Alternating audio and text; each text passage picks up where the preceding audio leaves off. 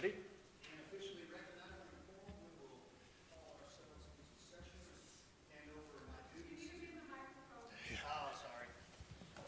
And officially recognizing a quorum, we will hand over my mayoral duties to the city attorney to read us into exec session. Be glad to, Mayor. Pursuant to Texas Open Meetings Act, closed session of the Amarillo City Council was announced on March the 10th, 2026 at 1:01 p.m. under the following authority, Section 551.071. Consult with an attorney on a matter in which the attorney's duty to the governmental body under the Texas Disciplinary Rules of Professional Conduct conflicts with this chapter.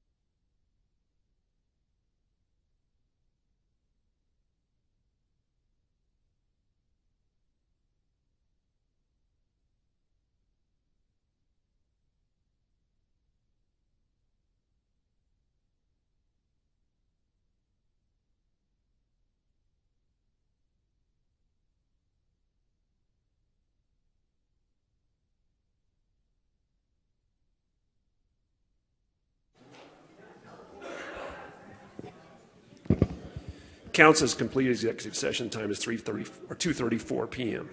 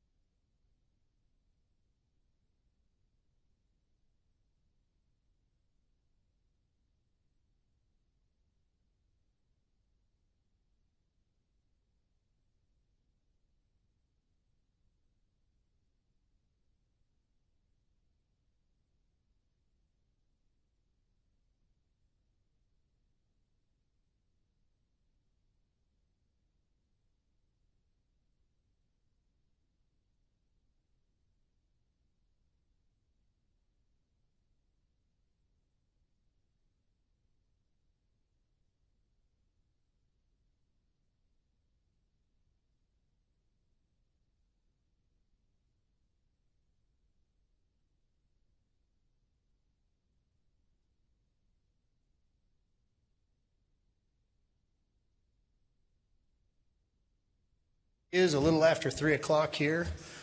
Just going to ask Miss Kristen in the back, are you good? Thumbs up there. Mr. Manager, you have everything you need? Okay, great. I am going to recognize a quorum here at 3 p.m., and we're going to go ahead and move into our ceremonial items listed on our agenda. By the way, full house and really good having all of you here. So going to be a productive business meeting, but a fun one as well. So thank you guys for attending. At this time, we're going to have Brady Clark come up and offer the invitation. Would you guys stand and then remain standing for the pledges?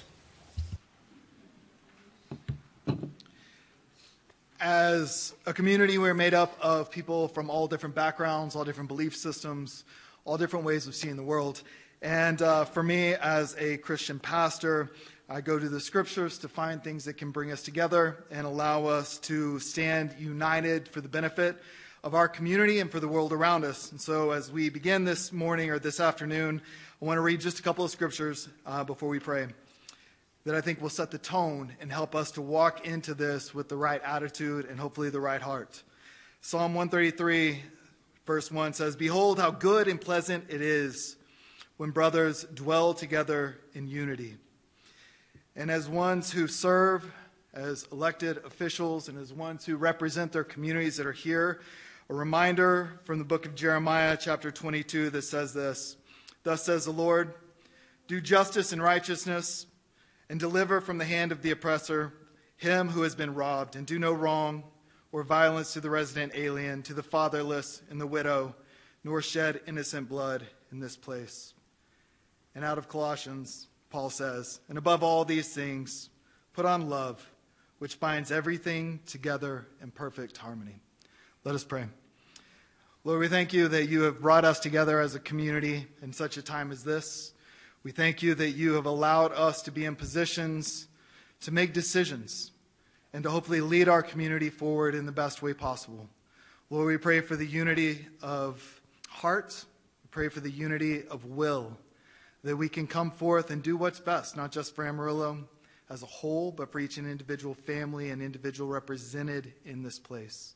And Lord, let us be a bright light, a beacon on a hill that shows people that although we do come from different places, that we do have different backgrounds, that we have different political ideologies, we can be bound together with one heart to do what is right and do what is good. So in the name of Christ I pray, Lord, bless this time and lead us forward in truth and in goodness and in justice. Amen. Amen.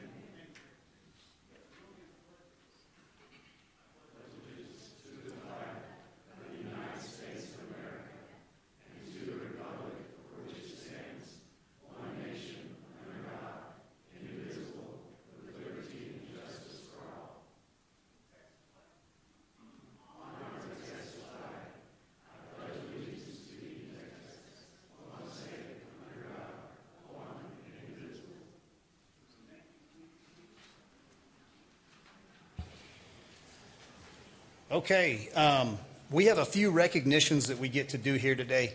Councilman Reed, I put one in front of you that I know you helped to bring.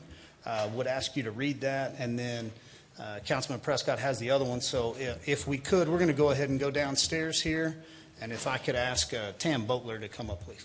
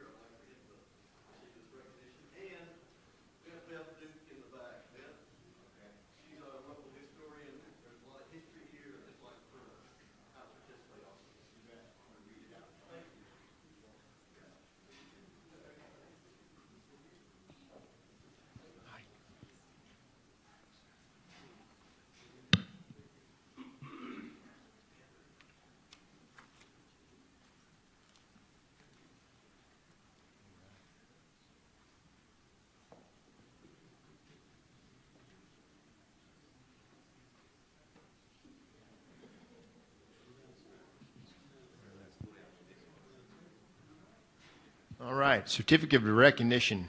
Whereas the Amarillo Kiva Shrine building was completed in 1926 and has stood at 305 Southeast 5th in downtown Amarillo ever since, remaining one of the oldest buildings in the community to continuously serve its original purpose.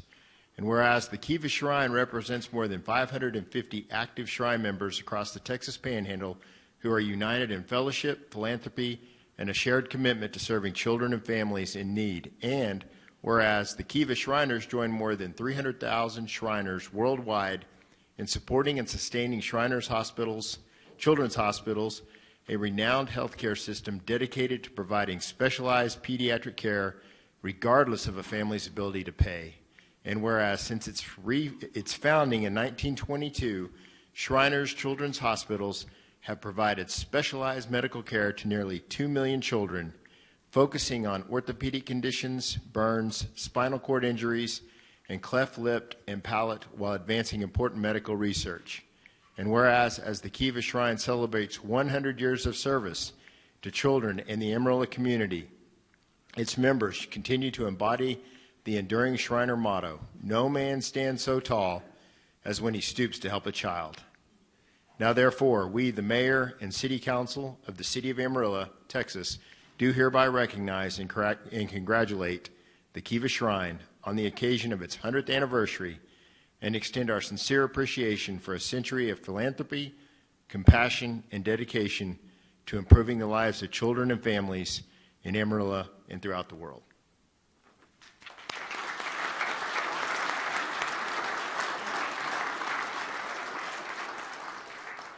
Thank you very much, sir.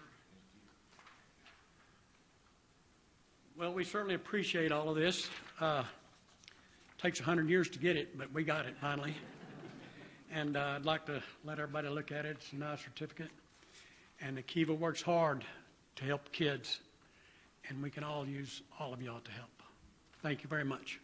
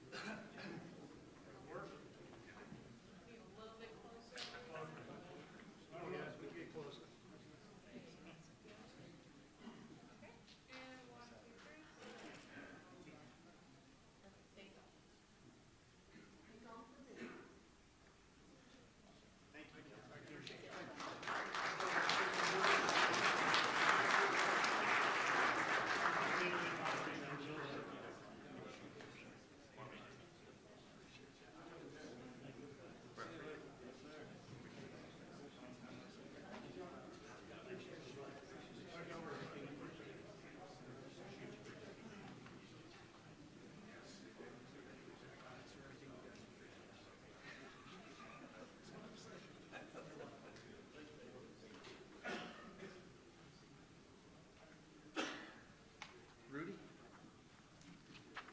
Do we know if they're here? Is Rudy here? Yeah. Rudy, are you here? Can you bring everybody up?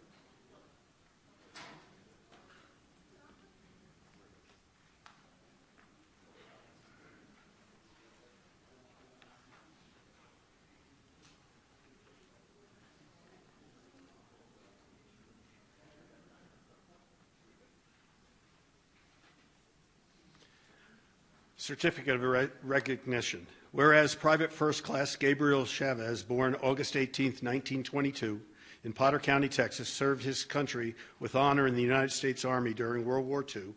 And whereas Private First Class Chavez served with Company L 383 or 383rd Infantry Regiment, 96th Infantry Division, and courageously participated in combat operations during one of the most pivotal conflicts in world history. And whereas on April 29, 1945, during the Battle of Okinawa, Private First Class Chavez demonstrated extraordinary heroism and devotion to duty while facing enemy forces. And whereas for his bravery and sacrifice in combat, the President of the United States posthumously awarded Private First Class Gabriel Chavez the Distinguished Service Cross in 1945, one of the nation's highest military honors for extraordinary heroism. And whereas Private First Class Chavez, who gave his life in service to his country and now rests in Llano Cemetery in Amarillo, Texas, leaves a legacy of courage and sacrifice that continues to inspire the Amarillo community.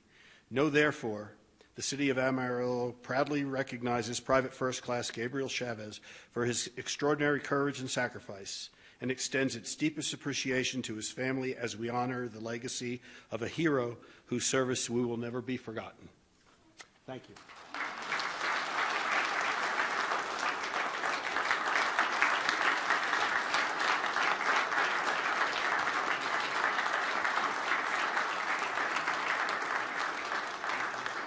Thank you, everyone. We appreciate it. The family appreciates it. Just for all the servicemen and women that are out there that are protecting us, and this is for them too. Thank you.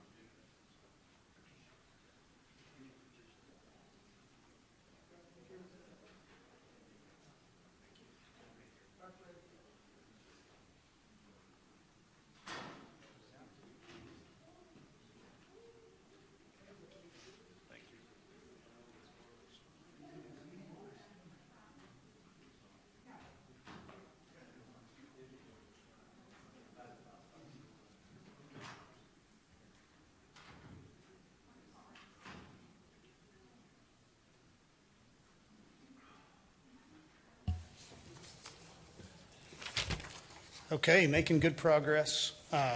Thank you guys for letting us recognize those individuals, and it's very important to our community that we not only look forward but that we remember. Right now I'm going to officially call us to order, walk us into this part of our meeting, and ask Mr. City Manager, do you have any announcements today? Okay. Ms. City Secretary, if you'll take us into public comment, item number 4, please. Thank you, Mayor. Thank you for participating in today's City Council meeting. Your input and your opinions are important to us, and we're glad that you're here to share them today. At each posted meeting, we invite our fellow community members to address City Council regarding posted agenda items or topics related to city policy. During both public comment and any of our public hearings today, each speaker will have 3 minutes to address the council. At the end of 2.5 minutes, a warning beep will sound to alert you that you have 30 seconds left to wrap up your thoughts. We ask that you stay within your 3 minutes allotted. We have multiple public hearings today. If you are here to speak on an item with a public hearing, we ask that you make your comment on that item either during public comment or during the public hearing but not both, in order to help us keep accurate records. It's your decision at which point you wish to speak. We will be utilizing both podiums today. When we call your name, please make your way to the empty podium. Upon your turn, please state your name and whether or not you live within the Amarillo city limits. Then you may begin providing your comments to City Council. If you're speaking to an item that is not on today's agenda, the Texas Open Meetings Act limits how elected officials may respond. Council may respond with statements of fact. They may ask your topic be added to a future agenda, or they may refer the topic to the city manager, who can have staff step out and visit with you regarding the item. If you are here to speak today and have not signed up yet, please come see me now at the dais. You can come from this side over here and fill out a form so that we can add you to our list to call you forward. At this time, we will begin with Claudia Stravato. And on deck after Claudia Stravato, if Jason Ford will make his way to the empty podium.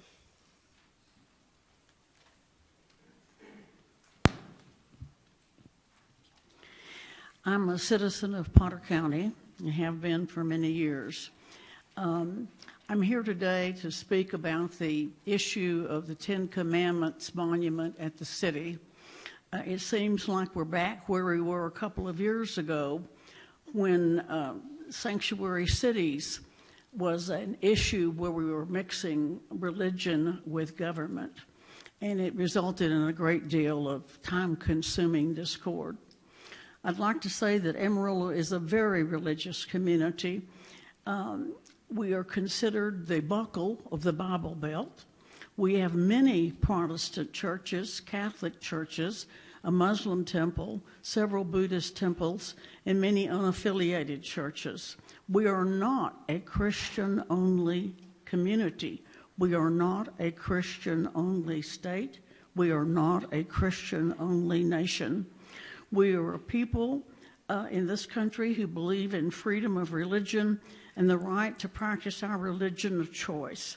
Notwithstanding that you continue to say, this is continuing from a year ago this month, that this topic came up, that is simply a historical acknowledgement. You can say that whatever happened yesterday is history, or 2 weeks before. Everybody knows the Ten Commandments is a Judeo-Christian document. There are constitutional concerns, even though I know you were assured last year of a group that would defend you. There are still constitutional concerns because the courts have not been consistent. It can look like government endorsement of a particular religion, which many argues violates the First Amendment's Establishment Clause that bars government from favoring one faith over another. Courts have struck down some Ten Commandments displays when the primary purpose appeared religious rather than educational or historical. There's also the issue of exclusion of non-believers, non-adherents, people that belong to a different religion. A government-sponsored religious text can make residents who are not Jewish or Christian feel like outsiders or second-class citizens, signaling that full belonging is tied to a specific faith or tradition.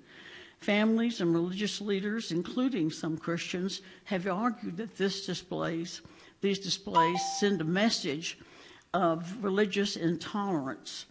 We also have a variety of one-sex interpretation of the Ten Commandments over another. The separation of church and state is very important. We've worked on this for 249 years in this country, and bringing it back again to Amarillo when we're talking about city government is just another foolish attempt to cause discord in the community. And I can say, and I conclude, that last year when this came up, members of the community contacted the separation of church and state organization, and they were ready at that time to file a lawsuit, which will cause trouble. Thank you very much. Travato.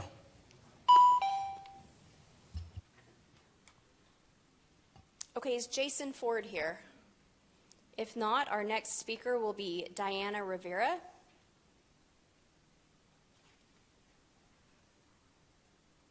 Lena Seberg.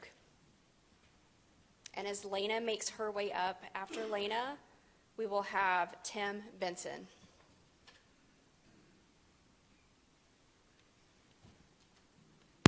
Mayor, Council, I'm Lena Seberg. I'm a resident of Amarillo, Texas, and I'm here to speak about the consideration of resolution number 310-26-5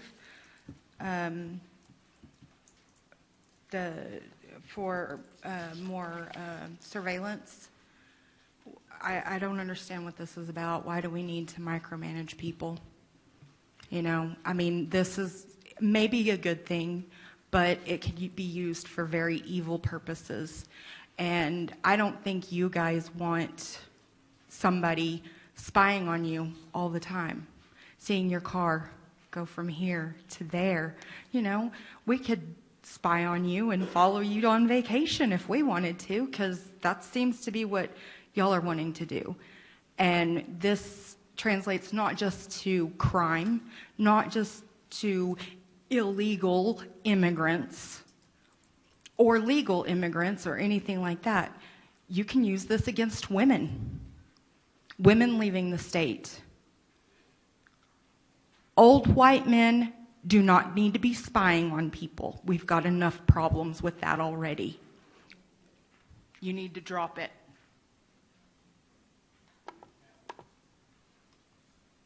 After Tim Benson, we will invite up Deb Bunson. And Tim, you may begin. First of all, statement of fact. Have the boards for the city of Amarillo, all the boards, have they been sent out a conflict of interest agreement to be signed? Yes or no? Can somebody answer that? We don't have that update, but we can get it to you today. Do they plan on sending that out? Statement of know, fact, sir. yes, we do. You do? Okay. Thank you. The other thing is the COs. You know, COs are set up for emergency situations, not a budgeted item. You know, that's just like Don said, that's a credit card that we got to pay back. Sooner or later, we got to pay it back.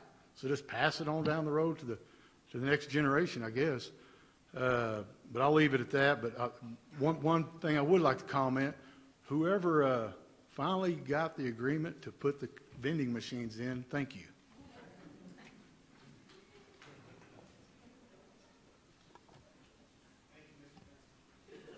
Okay, Deb Bunson, and after Deb will be Kim Benson. Hi, I'm Deb Bunson. I live in the town of Amarillo, about 30 years, and a proud female veteran. Being a veteran, my oath did not expire when I left the service. And I'm here on some constitutional issues that I feel are very important. Unfortunately, I'm not as eloquent as Claudia, but I do have a few things. As the pastor said, we dwell together in unity, do justice, and pray for unity. So what I don't understand is about these cameras that are going to be placed around town. That is my understanding. I'm not fully versed, so excuse my ignorance on that.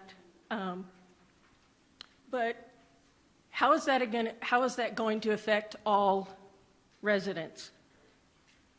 Against all people crossing the border without paperwork. I refuse to say illegal aliens. We're on stolen land. Also, I grew up in Minnesota. My friends and family are being affected by what's going on right now and what has been going on. I do not want to see that happening where I am currently living. They say they're going after criminals. Well, we know that hasn't been the case. So how, if you do this, are going to prevent another Minneapolis?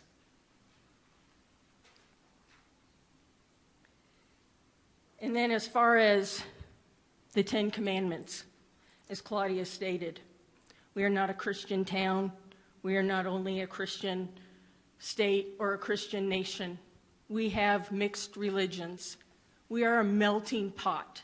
That is how the United States became the United States 249 years ago, and I hope we can stay that way, even though we're getting ready to celebrate 250. I want us to stay with our Constitution.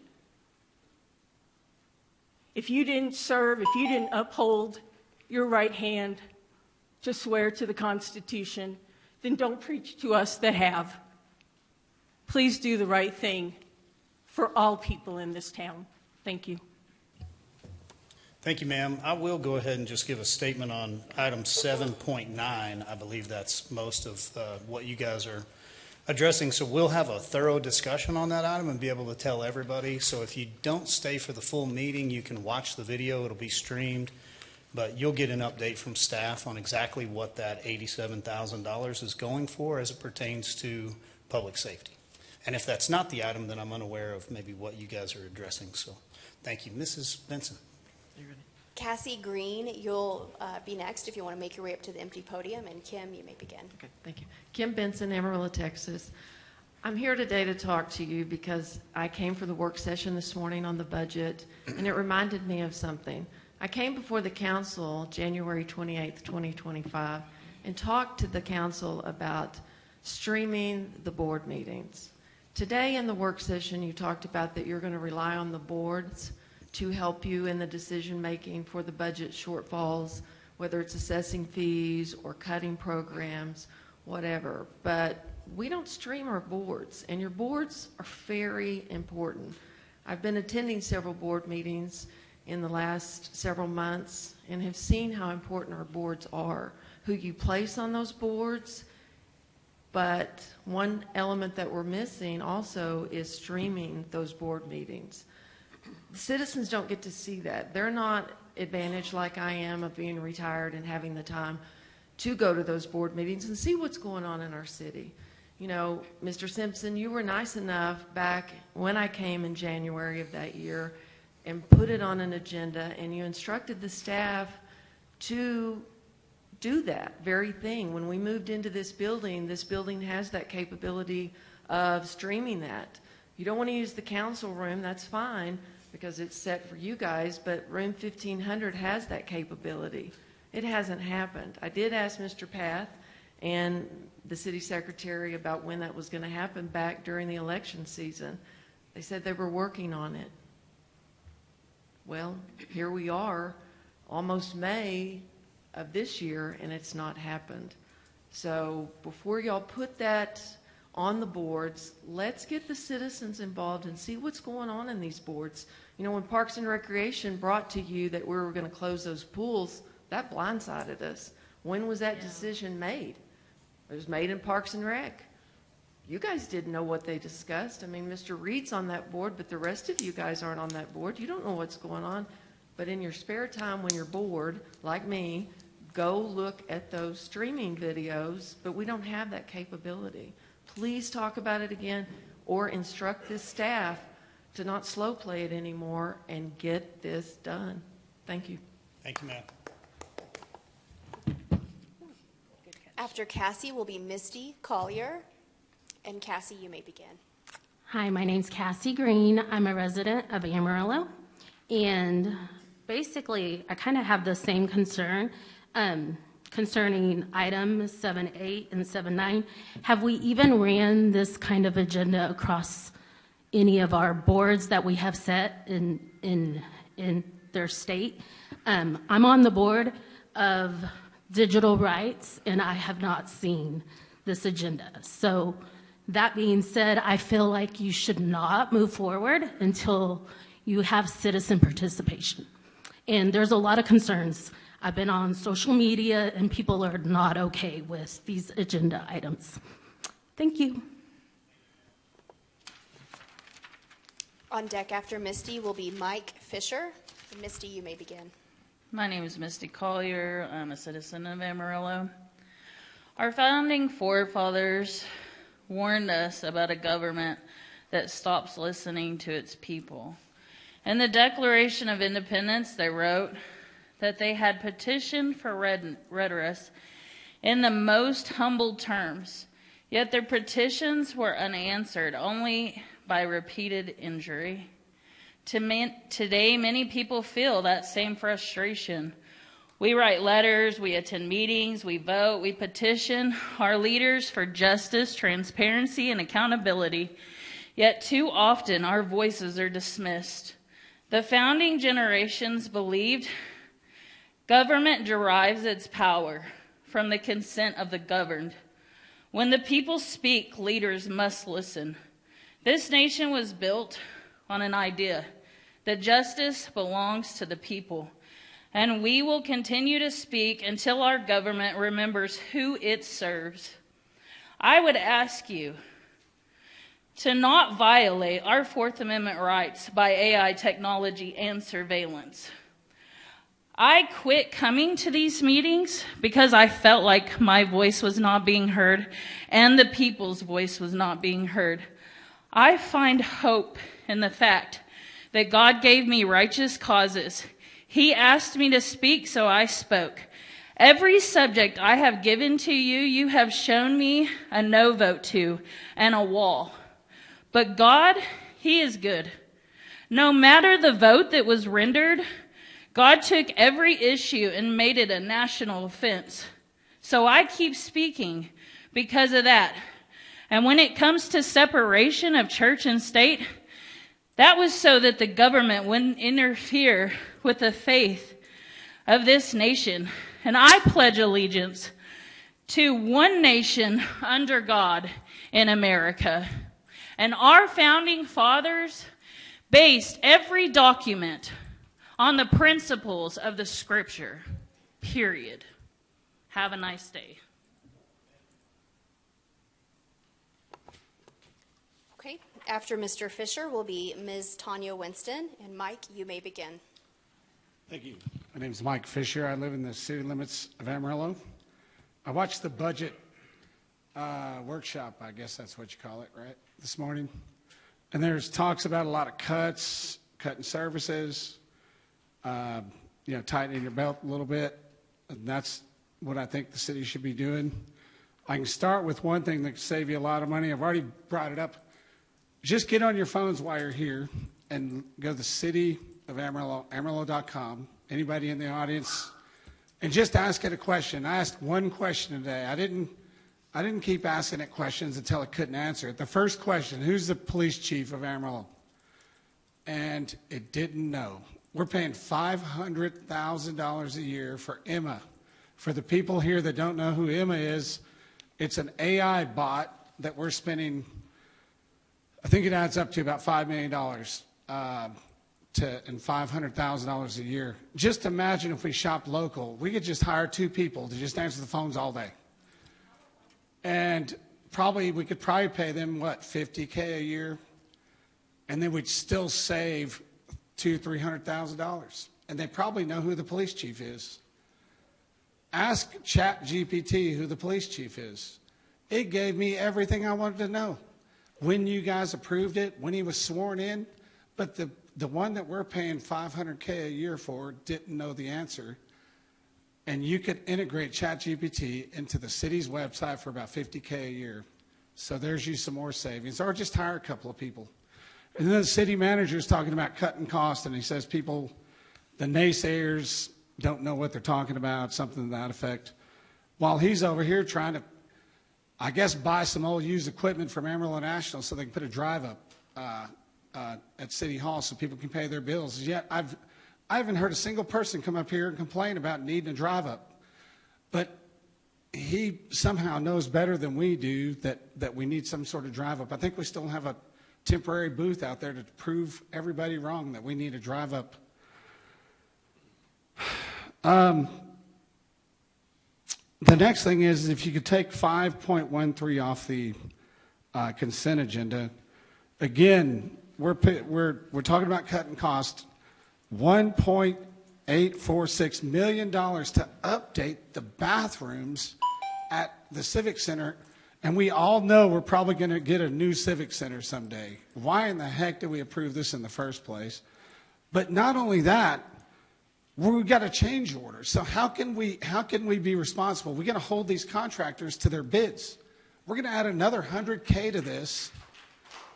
So if I'm a contractor, I know I can low bid it, get the bid, give a change order, and we can always go up on the price later, but I'll bid low so I'll get the bid.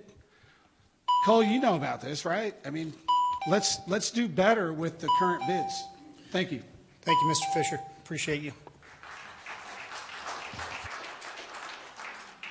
After Ms. Winston will be Jason Roden, and Ms. Winston, you may begin.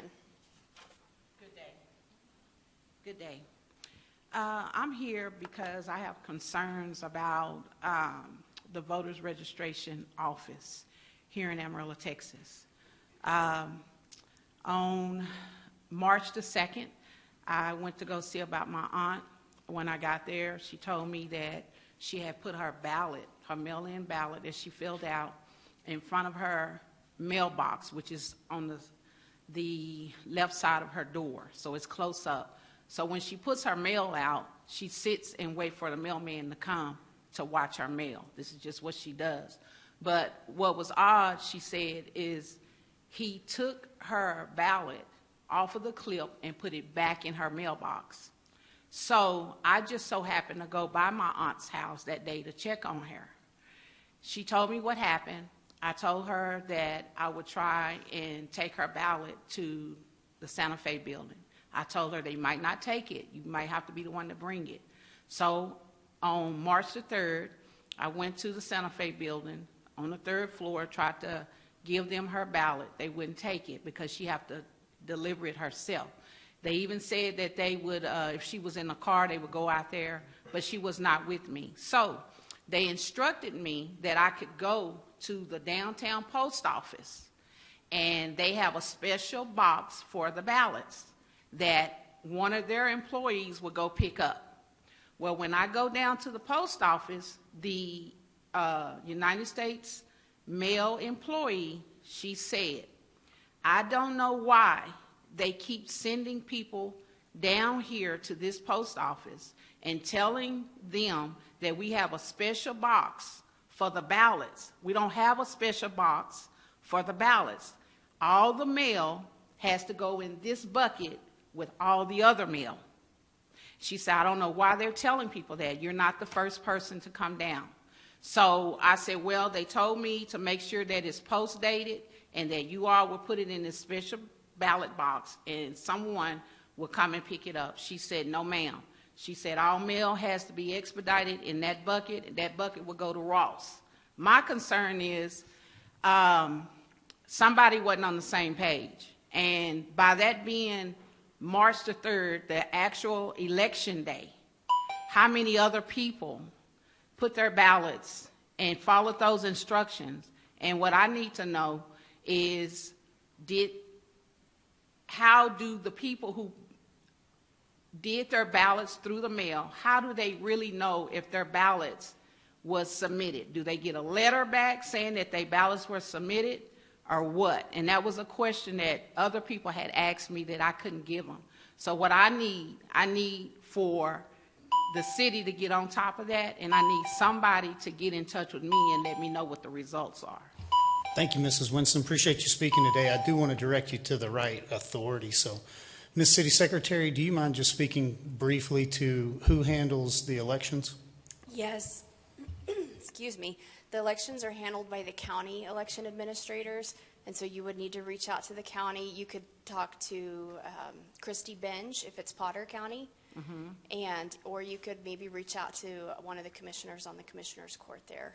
But they handle the running of the election, the acceptance of mail ballots, and so they would be the correct authority to speak to about your concerns. Can you write her name down for me on paper? I can. Thank you, and y'all have a blessed day.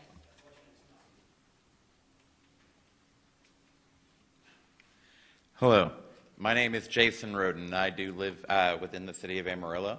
I'm here to speak to you today on against 7.9, although I would like to echo my solidarity with those who are opposed to the Ten Commandments as well. I believe that they bring up an excellent point that we are a town made of myriad people, and the idea of focusing on surveillance instead of community development seems frightening to me. It seems inappropriate. It seems like there are better ways that we can outreach and that we can progress the goals that we are trying to achieve. And I do think that it is problematic at a minimum to default to a surveillance system in order to attempt to make this city a safer place. And I do think that there is some consideration that needs to be warranted to the public, that historically there are reasons to be concerned. I'm not speaking to your personal intentions, but there are reasons to be concerned when a group of white cisgendered men are making decisions about who should be surveilled. It is concerning, historically speaking, and I don't think it's an appropriate way for us to use our time. I don't think it's a way for us to use government money, and I think that we would be better suited finding other ways to develop and foster communication and coordination in the community that seems to benefit everyone. I appreciate your time. Mayor, that concludes everyone that signed up today. Okay, do I have anyone else here who would like to offer public comment today? Okay, do I see one? Did you not? Please come forward. Go ahead and give us your name, and then after you're done speaking, if you don't mind seeing our city secretary, we'll get your information. All right, okay. My name is Emma Fournier, and I'm wanted to talk about, I think it was 7.9, and also I didn't know about 7.10. And so I am really concerned about just the amount of surveillance that's going to be happening. I remember years ago there was a real concern about the what were they? Oh my God, the stoplight cameras and stuff, and there was a whole thing about it. And I remember that they were eventually, the contract was not continued. So I think that this is something kind of like that. So that's my concern, and I'm not really for it. Also for the 10 Commandments, is there going to be like explaining what the historical significance of it is? Are we going to include any other religions in, like, oh, this is their like, code of conduct or whatever you want to call it? If it's just going to be one thing and it's not going to have any explanation, I think that's a big breach in separation of church and state. And I really, from what I've heard, there's several other cities that have tried to do this, and they have been sued. So I just don't think that's a good idea and good time spent on public money if we have to litigate this at all. And so that's all I wanted to say. So thank you. Thank you, ma'am, for speaking. Appreciate you stepping over there to give Ms. City Secretary your information. So I believe we've recognized everyone who wanted to speak here today. We will go ahead and close public comment, move ourselves into the consent agenda. Item number 5, council, is there anything you need taken off of the consent agenda? Yeah, I would like to pull 5.6. So item 5.6 on the zoo lease agreement. Any other items? Okay, would request a motion. I move to adopt the consent agenda as presented, absent 5.6. Second. I have a motion and a second. All in favor, please say aye. Aye. Any opposed? Motion passes. Let's take up item 5.6. I'm going to go ahead and ask Mr. City Manager who he'd like to delegate that to. Yes, I think, Donnie, would Michael Kashuba be here? Yeah, I can take it, and then if we have Please. any questions, we have some other staff members here that can answer some questions. So just kind of give you a rough overview of this. We're excited about today. This has been a long road to get to where we're at today, where we can consider the lease agreement with the Amarillo Zoo and Sanctuary. I will tell you that there have been a lot of conversations that have taken place over the past few months. Stephanie and her crew have been great to work with. Also, of course, Dustin and Michael Kashuba are here as well that can answer questions for us as well. And I know Stephanie is in attendance. I thought there she is over there on the front row. She can answer any questions as well. But just this agreement really reflects a lot of careful negotiation, striking the right balance, I think, for all of us. I know we had to visit with you in executive session about some things we wanted to make sure we had in this contract. We have that. A genuine partnership has been developed with a very qualified person that can do this with their organization. So a few key summary points of this. This is a 20-year foundation, stable long-term structure gives both the parties confidence to invest in the infrastructure and the programs and the people. This shared investment, the city's committing up to $900,000 to this. That's over a time period structured in that grant funding to the Amarillo Zoo and Sanctuary, committing about $50,000 in reserves on their side of that to handle any emergencies that come up. Also, we wanted to address the issue of, does this serve a public purpose? And we need to make sure that it did, and it does. We've checked all the boxes on that as well. There's a lot of accountability built into this lease agreement as well. Of course, the quarterly reports, annual audits, comprehensive inspection rights, recapture provisions, all those things are outlined very carefully in this lease agreement. And then future cooperation as well. The lease agreement also includes an explicit commitment to collaborate in good faith, long-term planning, transit access, adjacent property development, sustainable expansions, and anything else that they may want to do in the future. So I really think, what you see in that lease agreement is just a small portion of what we've talked about over the past several months. And we've gone back and forth many, many times on what we can and can't do. There were some things that we had to really describe what municipal government can do versus what a nonprofit can do. And still having ownership of that zoo, we want to make sure that all those boxes were checked as well. So I think we've all landed in a very, very good place in our conversations that we had last week, trying to get this on the agenda for today too, because they have some deadlines that they want to meet as well, as far as the possibility for some funding that they would have that would help them with employee pay and things like that. So been a good partner to work with, and we're just open for questions. If you have anything you want to discuss about this, myself, Stephanie, or any of our staff, whether that's legal or Mr. Kashuba, could answer any details to any of this. Really good. We appreciate you walking us into that. Councilman Reed, do you have anything specific you'd like to address? No, it wasn't anything specific. I know we've discussed this at length. I just thought it was good that people hear the work that was done by the city and our new partners. I think it's going to be something that people are going to come to appreciate, and the changes that are anticipated out there. The only option we had was going out of the zoo business, and I don't think any of us thought that was a smart thing to do. And so I really wanted the public to hear that this is a good partnership between the city and what we're going to enter into.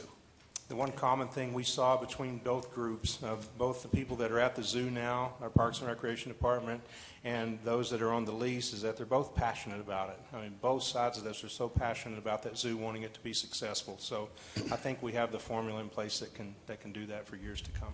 If I could just speak to the staff that have ran the zoo, some of them for many, many years. So the council's restricted budget was the problem. Aging infrastructure, lack of ability to prioritize funding over there when we were trying to make leaps and bounds on infrastructure and all sorts of very, very core function, public safety, police and fire, so many things that we have accomplished over the last several years. It just kept getting pushed further and further out. And so the staff was in no way the issue at the zoo. The staff has always done a really good job with what they have. And so I just want to say that again, they're appreciated, and they're not being replaced. I know that we tried to get a collaborative work, going out there with our nonprofit and want to see as many of those people stay as want to, but then the nonprofit opens up not only fundraising capabilities for people that are passionate and philanthropic that want to invest for those animals, their condition, the ability for people to go and learn and utilize the zoo, but this allowed for us to not only have a reduction in our budget, but then to come alongside a nonprofit that can own that zoo with the passion that it takes, and then hopefully migrate within, kind of the way the staff is. So I just don't want anybody to feel like the solution to the problem was to replace the people. It was in no way that way. It was to replace the system that we needed to reach outside of ourselves. We said earlier today in a budget that we are not the solution because government's never the solution, right? We provide a foundation. This is a great example of, I think, this body trying to provide a foundation to let the public see to its own passions and desires. And the zoo, I think, is set up for success. I've watched the staff take some good slow steps in walking this out to make sure they're prepared, they're trained, they're ready. they have every opportunity at success. And so I'm encouraged for my citizens when they go back to the zoo to see some improvements over these next really months, but within the next couple of years, it's going to be drastic. So thank you to our nonprofit seated out there and what you guys are willing to do alongside us. Councilman. Yeah, I think the great thing about this is it's a win-win all the way around. I mean, it's a win for the taxpayers because ultimately it will free up about $300,000 a year or so that we've been spending on subsidizing the zoo. And the other win is I think we will not only will we continue having a zoo, I think we will have a zoo that the people that are behind it, that our community will become more and more proud of it, of what they're trying to do, and it will be one of those things I think will be a great benefit for the community. I think we're extremely fortunate that we do have some very dedicated people in the community that were willing to step up and do this. Maybe we can find somebody to take over swimming pools. I don't know, but I think I really appreciate them being so diligent about this. It took a little bit of time to kind of work out the details because it's a lot more complicated than you would think of being able to do it. Just so everybody knows the ground rules, and I think that protects everybody by having a good document. One question I do want to ask is. The $50,000 emergency fund, I guess, how is that going to kind of work? Because as I understood it, they're going to have kind of a reserve. So if something comes up major, they have that, and that it would if they use it, it would be replenished, and that there would be some communication between the city and the organization running the zoo about using just so there's good. I think the thing that by putting that in, it was just so that we don't there's forced communication if there's an issue so that we say, okay, something's happening so that we can attack a problem sooner rather than later. But how is that Yeah, you described it perfectly. It's a reserve that's there in case there's an issue that comes up that's an emergency that needs to be taken care of right away. And it's also, we're making an investment, they're making an investment. It's an equal, everybody's got some skin in the game, if you will.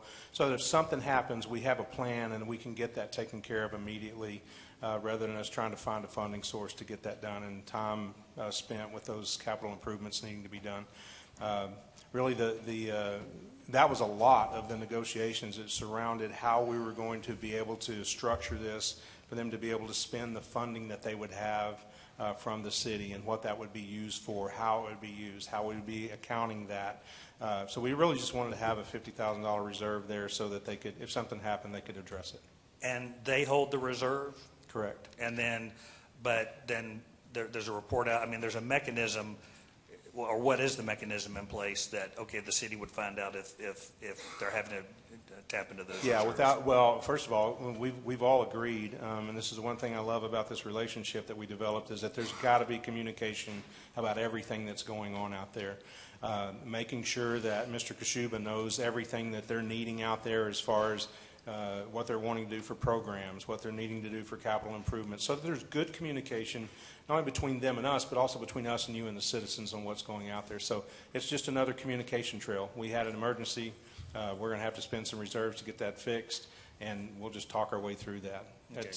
The communication is going to be real critical as we move forward through this relationship. Well, and I don't think I'm worried about communication with the Sure. group of people, but 20 years from now, there could be a whole other group of people there that are running it as it transitions to make sure that that's something that we've got in place. So it's a that we're aware of it. We had that exact conversation that really we're not worried about us. We're not worried about them. We're just worried about what if we're not here and what if they're not there. What does that look like? And is this contract structured so well that it's going to be the same consistent agreements all the way through, regardless of who is going to be managing or who's going to be operating it under this lease. And then the amount, so this is the amount for the next 6 years, I guess. Correct. The last 5.5 years. So how is this distributed? Is it just one lump sum, or No, sir. How does that work? No, for the current fiscal year, and this is one of the discussions we had as well, we're already halfway through our fiscal year, so we've already expended a lot of our funds out there at the zoo because we had to operate it all this time. So it's a reduced amount this year at $150,000 that they will have to spend for the rest of the year for operations out there. And then next year it'll be $250,000, and then it drops by $50,000 per year until it goes down to zero. So it's $250,000 down to $200,000, $150,000, $100,000, and down to $50,000 in 30/31. Okay. And then, but like the $150,000, do they get that on a month so much per month, or how is the distribution part of that work? No, we'll get that all in one lump sum from the way I understand it. Okay, fine. Because I knew that was an issue at first when we were talking about that they've got to begin cash flowing the day that they Yeah. move in, and to be able to have that allows Yes, them sir. to be. And of course, there's some accountability that goes along with that too. You know, there's the reporting, the quarterly reporting, all the things that are built in there as far as the financials are concerned, for us to be able to see what's going on with those public funds. Okay, thank you. Real good, Councilman. Councilman Reed, do you have anything further? I do not. Okay. Would request a motion on item, 5.6? So moved. Second. So moved and seconded on item 5.6. All in favor, please say aye. Aye. Any opposed? Motion passes. Congratulations to you guys. Thank you all for attending.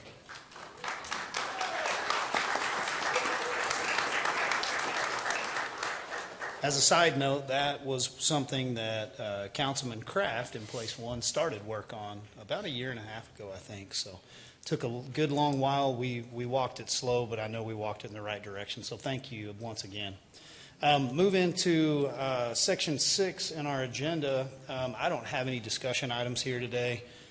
Do I have any requested future agenda items by the council?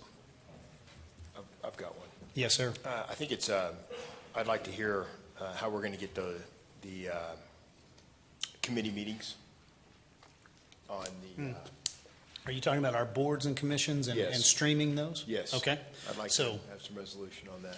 Yeah, we can bring an update to that. I know Councilor Simpson and I have been working on that as one of our side projects, so that we can bring that information back to the council on that. Thank you. Okay. We will move into our non-consent agenda.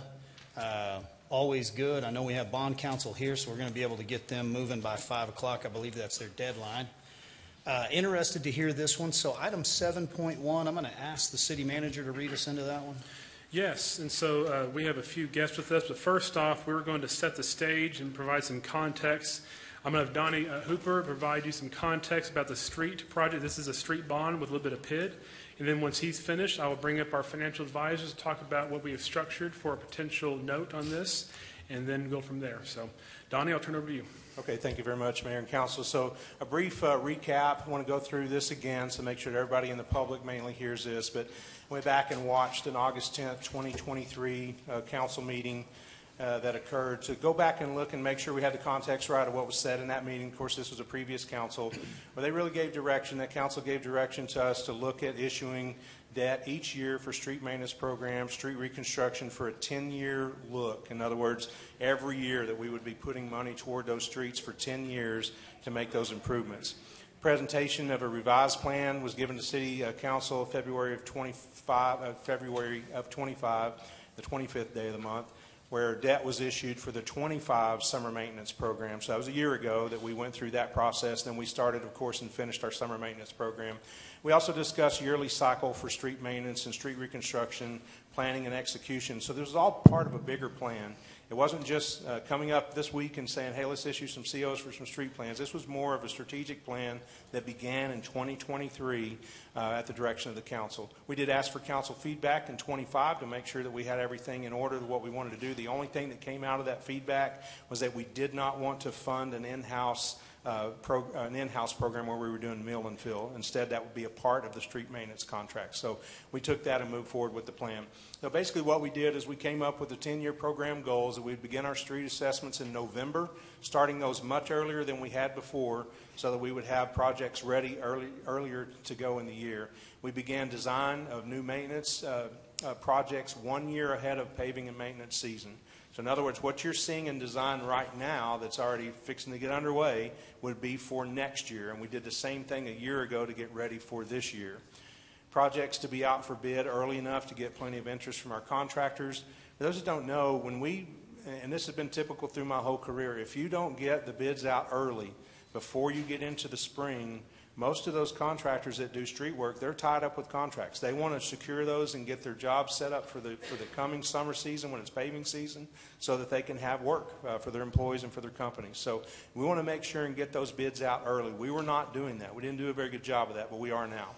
Award street maintenance projects early in the spring so that we can also utilize the full season. When we get that out in April or May, and the bids come back in and it comes to council for approval, now they can work the full summer season and get the maximum amount of work done that we hope that they can do.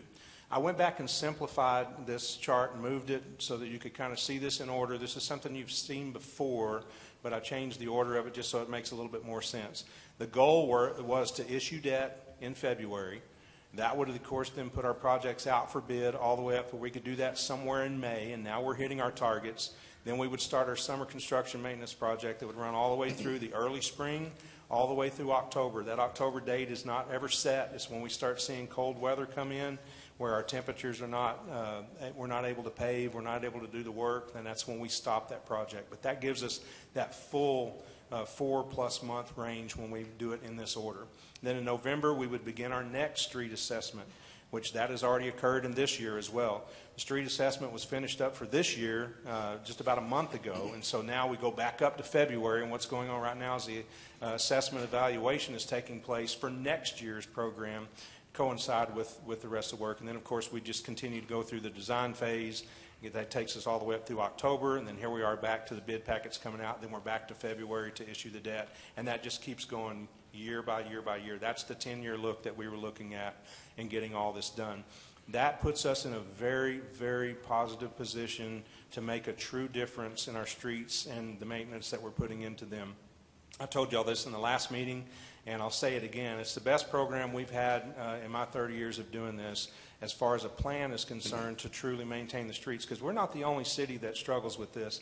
Every city struggles with how you're going to maintain your streets and where you're getting your money from and how you're going to do it. And the public on one hand is saying fix our streets, and we came up with a good solution, and I think this is what we're handing them today. I just want to remind you of the PCI recap. This is we would talk about PCI as our pavement condition index, what we get with our street assessment. This is just a graph showing you the treatment types that we use and what happens in the life of a street. When it's brand new, its PCI is 100. It immediately starts trailing off. You see that we start having to do some work when it hits in that 85 range. This is what you optimally would want to do. Somewhere between 85, 72, you'd want to do that microsurface. And then you add a cape seal when it gets deteriorated past that, a mill and overlay down when it gets in that 55 range. And then, of course, after that, you start to really see the condition of the streets trail off, where now you're doing full depth reconstruction.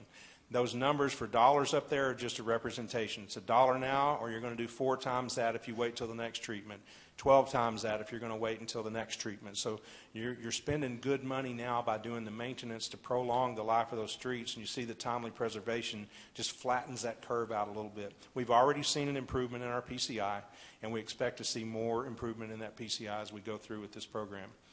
So for consideration for you today, the $12 million in upcoming 2026 summer maintenance program money already designed, ready for bid. As we've hit our targets for the first time. We're there. We're ready to put this thing out. We'll be able to hit the spring targets of getting that out, as I just showed you on the graph, and it'll be ready to go. That was all designed in-house by CP&D and Public Works.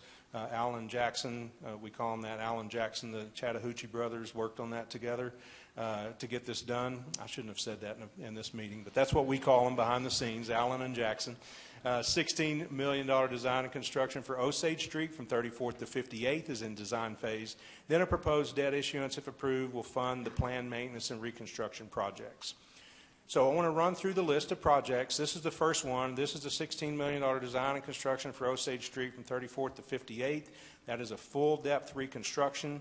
That's a long arterial there that will actually go all the way down to the subgrade.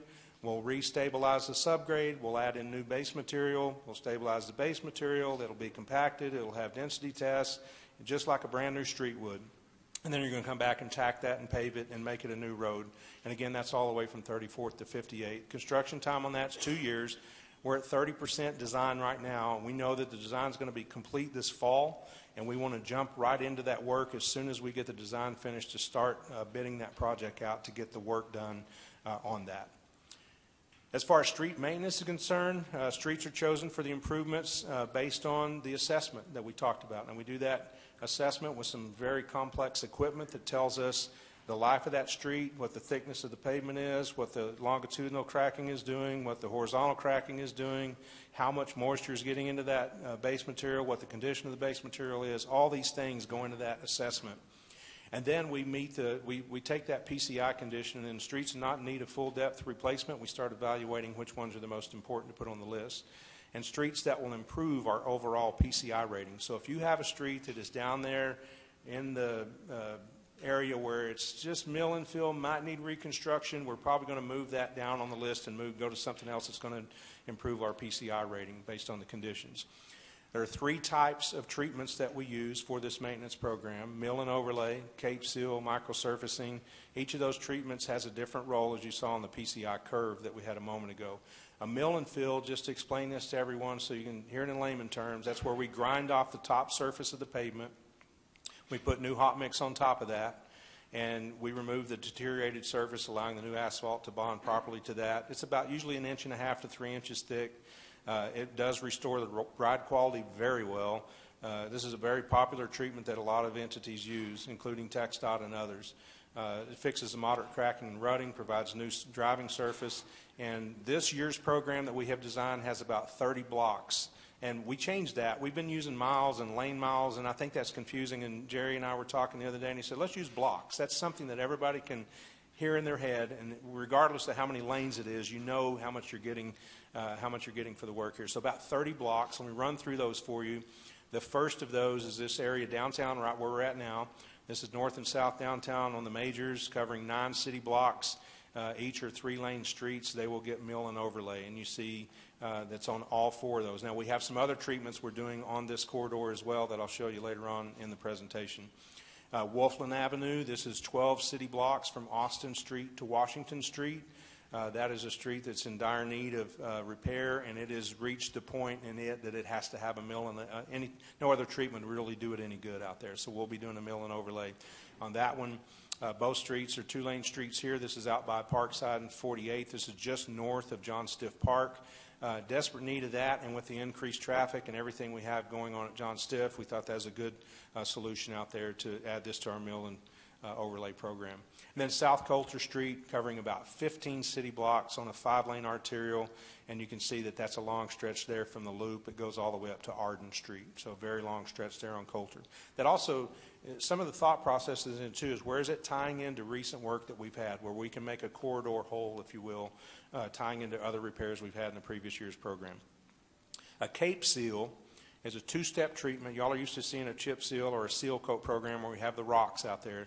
That's the first part of this treatment, is a chip seal that goes down. It gives you a binder. It seals some of the cracks that are on the road. And then also we put a microsurface treatment on top of that, which seals the cracks, protects the pavement from moisture, restores a smoother surface.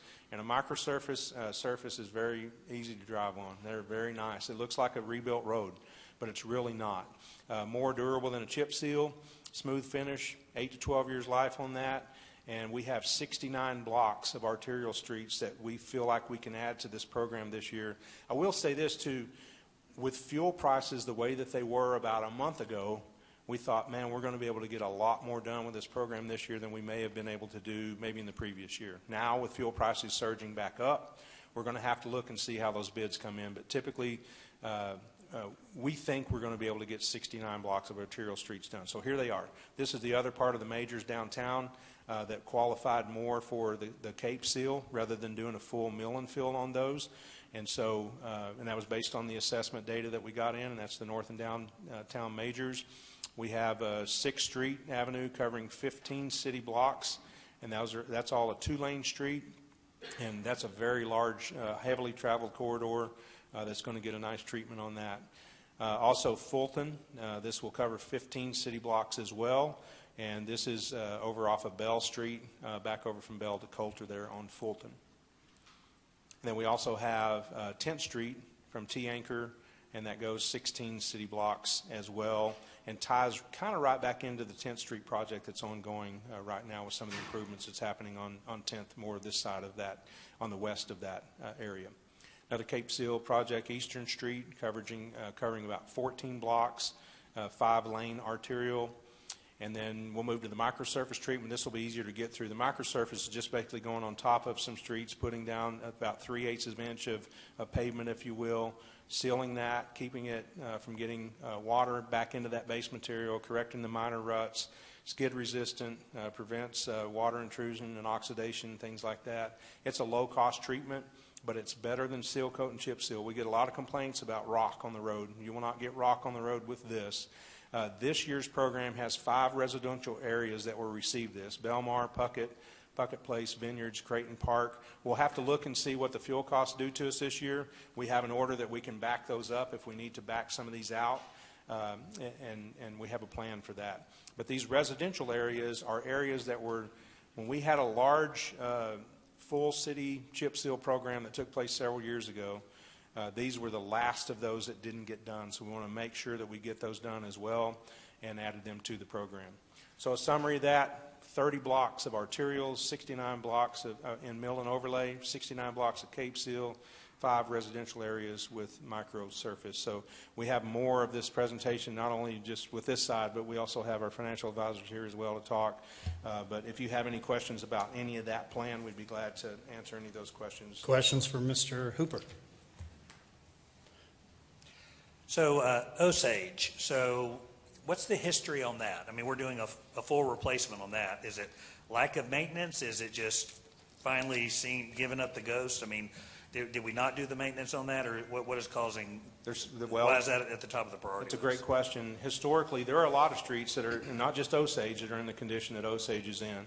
One of the things that happened with Osage was several years ago, there was a lot of utility work that took place by the Osage treatment plant across there, so that caused some problems out there. And this is just an old street that has run its course. I mean, it's just had its life. I don't know the age of that street, but I would say it's well over probably 30 plus years. And with the funding, and this is the beauty of this plan, Mr. Simpson, and I'm glad you brought that up, because the beauty of this is that it gives us an opportunity to start catching up where we have less and less streets that need full depth replacement like Osage does. So I wouldn't say it's a lack of maintenance, but I would say that we did the maintenance that we could with the dollars that we had at the time, prioritizing those as best as we could. And then the scoring determines the priority on all these projects? There's a scoring, but then there's also an internal evaluation where Alan in Public Works, Jackson, who's in CP&D, spend a lot of time, both civil engineers, evaluating all that data. The data is really thick that comes back to them in that evaluation.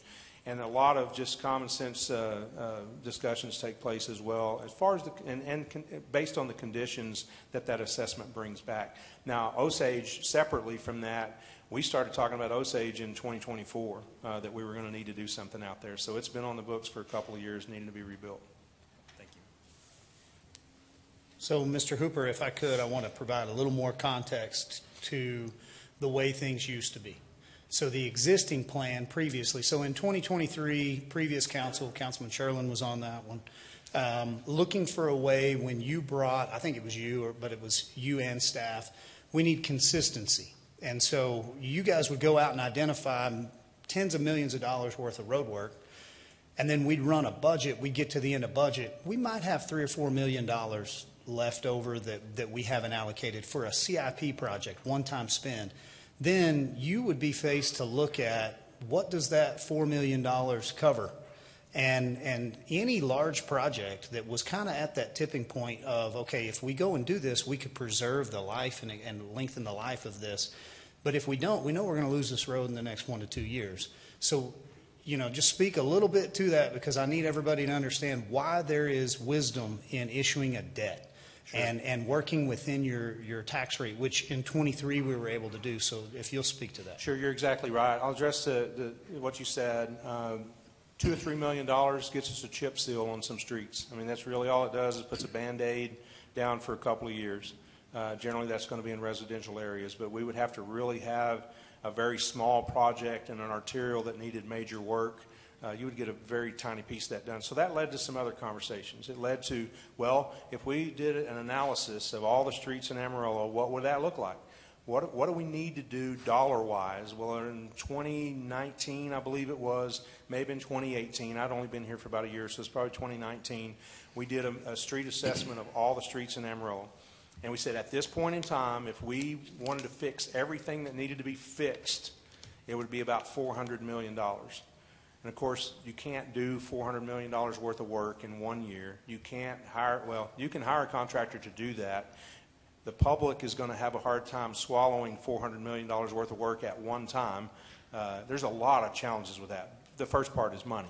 And so that's what started the conversation of, well, we need more of a plan on how we can get on top of this every year. How do we develop that? And then that's where council came back to us and said, well, what if we had $1 million that we were spending toward debt? What would that generate for us? What if we had a half a penny on the tax rate? All these conversations started taking place, and we were asked to develop the full plan to say, okay, what would gradually get us caught up? We know that our streets are always going to be deteriorating. That's just going to happen. But what's the best option we have to get there to make the street repairs so that you can fulfill your campaign promises on that we're going to take care of our infrastructure here? And that's how it all started. Right. Was with the $400 million and with a plan moving forward that was cyclical every year, taking a dent out. And of the it. consistency, I think if you just look at everything in the PCI and you say, if we just took it all in now, you know you can't do that volume of work. You also have some life expectancy that could be changed if you could go and Yes. Cape Seal, mill and overlay, whatever. And so with that factored, we took a 10-year approach and we said, what does it look like if we take out a 10-year CO that will turn over?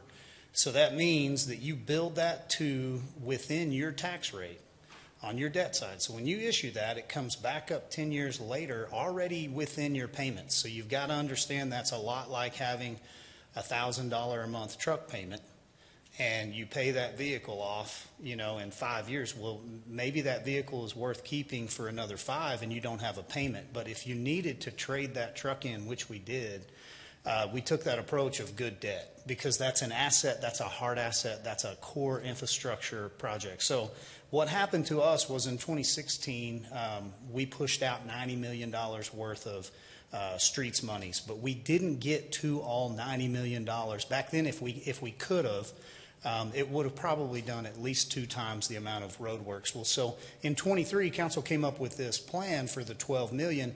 We discovered that bond council couldn't issue the money to us because we had $34 million worth of monies left that had been borrowed that hadn't been spent yet. So staff put it into overdrive and prioritized Georgia and several other projects. And so we were able to start working that 34 plus. Then we didn't get our first 12 million tranche until 25. So at the time in 23, council backed up that half a penny out of your existing tax rate. So meaning the no new revenue rate wasn't passed at its highest.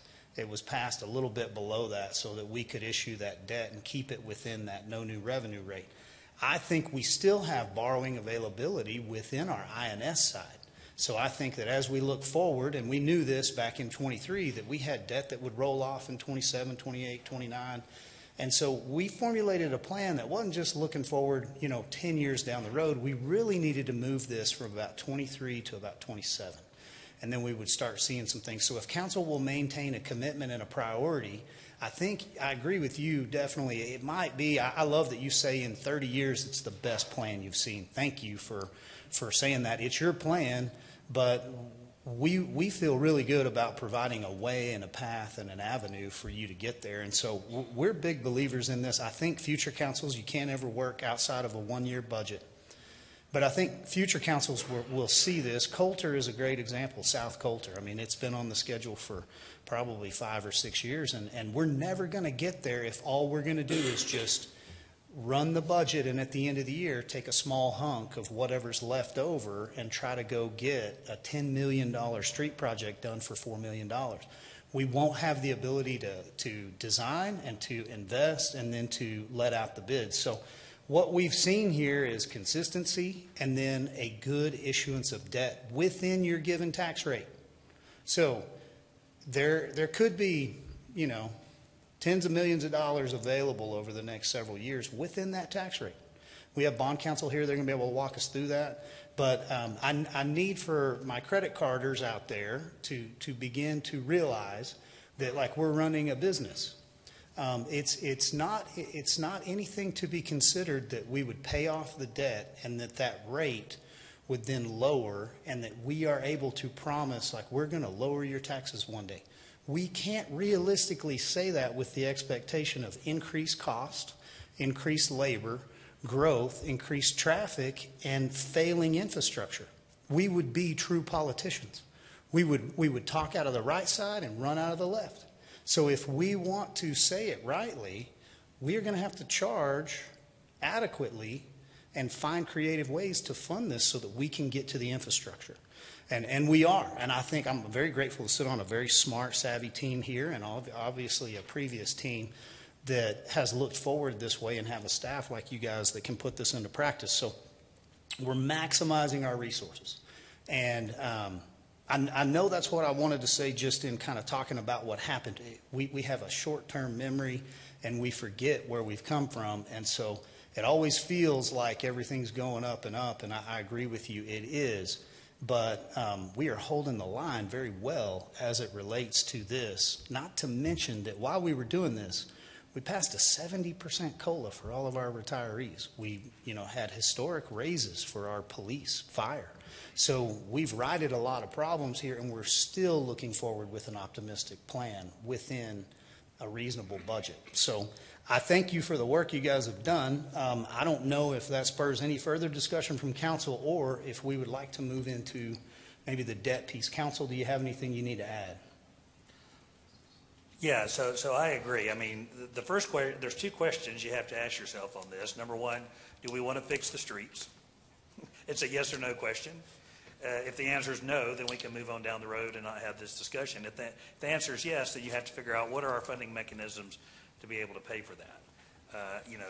Can we, as Donnie pointed out, I mean, a lack of investment now is going to be that much more exponentially expense to replace those whole roads. So I don't see any other way. I wish there was another way to do it. I mean, maybe you look at the budget and you can say, well, maybe hopefully we'll have debt rolling off. That would mitigate it. But at this point, if we're going to catch up with really years of neglect, or I wouldn't say neglect, years of a lack of investment at the adequate level to maintain these streets, such as Osage and the others, you really don't have any other choice at this point. Mayor, I want to just, you said something, I just want to make sure that I get clarity on this. I think you said that, I mean, if we issue this debt, it's within the Yes, so let me not speak because I don't have the expertise, but we do have the experts here.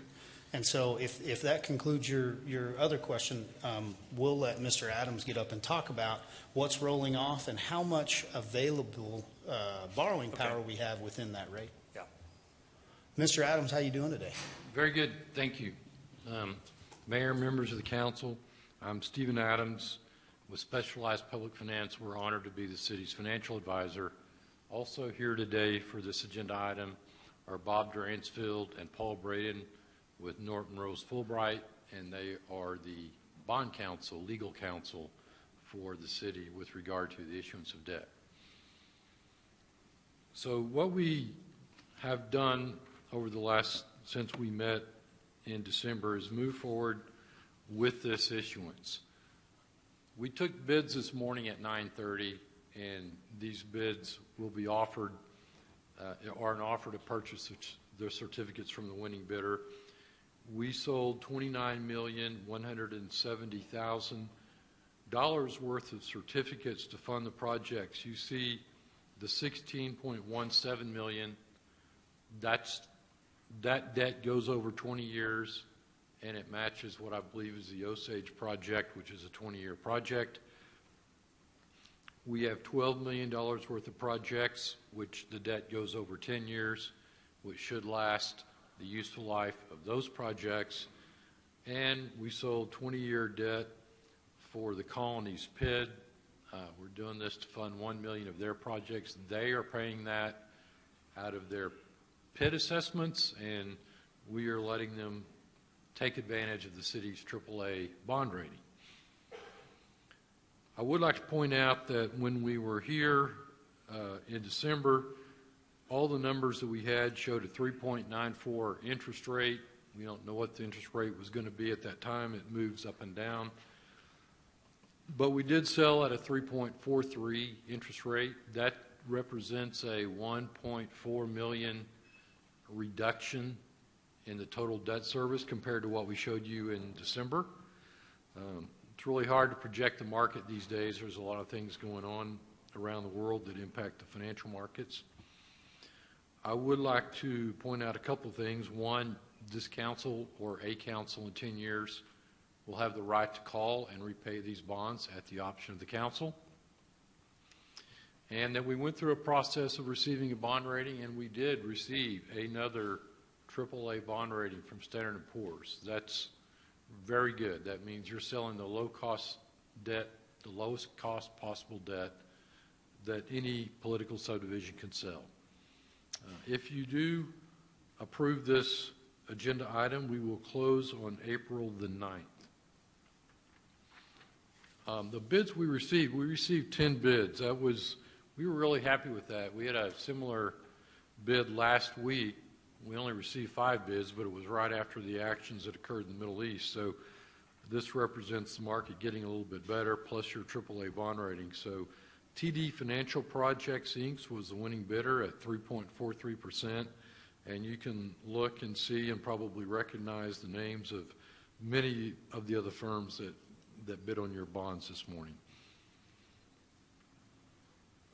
Now, talking about the capacity and the tax rate. The gray on this line is your existing debt. The green is the debt that you could be approving that you're considering on this agenda item. I would like to point out that in 2027 there is an increase in debt service, and the city has some options in dealing with that will occur during your budget process starting this summer. But you see, after 2027, your debt is falling off. That represents future capacity within the existing tax rate. And remember, not only is that debt falling off, you have historically had growth in assessed valuation. So you'll have both growth in assessed valuation and falling off debt, which should create some significant capacity for the city in the future. And we look forward to working with the city in the upcoming budgeting season to help decide how to best use this capacity. Just graphically, this is the current debt that is under consideration right now. The gray is a 20-year debt, the green is a 10-year debt, and the little orange is the PID debt. So the city's portion of that is the green and the gray. So as you can see, this debt falls off in 10 years because the life of the projects that are not Osage also falls off in 10 years. This is just a numeric presentation of the same thing. You can see that the debt goes from $2.7 million down to about $1.2 million after the 10-year mark. This is a tax analysis that we run that we hope to work with you in your upcoming budget cycle. You can see right now that if you contribute no cash when you do your upcoming budget, that your INACE rate would go up 1.29 cents. We do believe that you have cash in the INS fund that could be used, if the council wanted to, at that time, to eliminate that increase. And that's a decision to be made later. We don't know exactly how much that cash would be. We estimate that it would be about $2.2 million, but it depends on how much your assessed valuation grows. Now, this is if you choose to let the INS rate go up, not taking into account the fact that your M&O rate could come down if your assessed valuation goes up. The impact on a homeowner of $100,000, a $200,000 home, taxable value, not market value. So this is after all the exemptions. The 226,040 is the average that is in the city, and then if you have a $300,000 home, and you can see it ranges from an annual impact of $12.88 to $38.65, or a monthly of $1.07 to $3.22, and that's if you let the INS rate go up and the assessed valuation grows at 5%. Well, it's going to grow at something different, so these are estimates. But we just used 5%. We think it's a conservative estimate. If your AV grows higher than 5%, these numbers will come down. This is just the sources and uses of funds. You can see the three different sources of funds. You see we've paid a cost of issuance, and you can see that we're receiving a net premium because the winning bidder wanted a higher coupon rate than that 4.3 cents. The market demanded it. If they want a higher coupon rate than you're paying in yield, they have to pay you money up front. So we reduce the par amount because we don't need any more money than to fund these projects. So some weird math, but it's taken into account the couponing structure of the winning bid. With that, that's all we have. We do recommend that the city award the $27,925,000 combination tax and revenue certificates of obligation series 2026A to TD Financial Products LLC, the winning bidder, and myself and my colleagues from Norton Rose Fulbright are here to answer any questions. Question, Councilman Tips. So the first payment on, if this debt is awarded, then first payment on this debt will be next fiscal year, correct? 2027. So in 2027, we do have debt rolling off, but explain that again, why it increases here. You said that we have some other debt that... Well, the gray is what we currently have right now. We do have to make an interest payment on this debt in 2027. We don't have a principal payment. We push that back, the first principal payment, to 2028, and you can see that here, to lessen that increase so that you'll have a smaller amount to deal with if you want to when your budget. So we have significant debt rolling off in 2028. Absolutely. Absolutely. It goes from 16 million, well, 20 million down to 14 million. And then it continues to roll down. So well below what this... Correct. You have a great deal of capacity if you keep the current debt service levels and INS tax rate. Okay, great. Yes. Thank you. Yes, you're welcome. Councilman Simpson. Do you know right offhand what because this has 26, do you remember how much we had out during 25? The amount we issued? Or the total amount. So the total amount for 26 looks a little bit over 18 million. I just wondered what 25 was. I will get that to you. I don't have it right off. Okay. And then cash in the INS fund. Yes. How did we get that cash? Mainly it's interest that's earned. So you collect taxes based on what you're going to levy, what you're going to pay on the INS fund. Your taxes come in through mainly February. That money sits there until the following August. It earns interest. It used to not earn interest, but here lately, the short-term rates have gone up. There's also, you collect penalties and interest that aren't budgeted for late collections. Between the penalties, interest on the late payments, and interest on the fund balance, that builds up over time, and so it can only be used to pay debt. So it's just a matter of when you use it to pay the debt. And so are you saying if we use that money to pay in 2027 that our INS rate would stay the same? Yes, it could. We don't know what the assessed valuation component is, but we believe you could get to a INS rate that is current, would not have to go up from the current So levels. part of our budget process this summer, we will do a rebalancing using the audited figures for this last year, and the hopeful goal is we will be able to see some INS fund balance that can go towards bringing that interest payment down further. Now, again, whether it covers it completely, we won't know to the summer, but that is the hopeful goal. But we know they're going to have something in there, and anything we have will bring it down further than what's presented today. Yeah. And is there a delay in paying the principal that you were talking about? We delayed the principal 1 year for the first payment.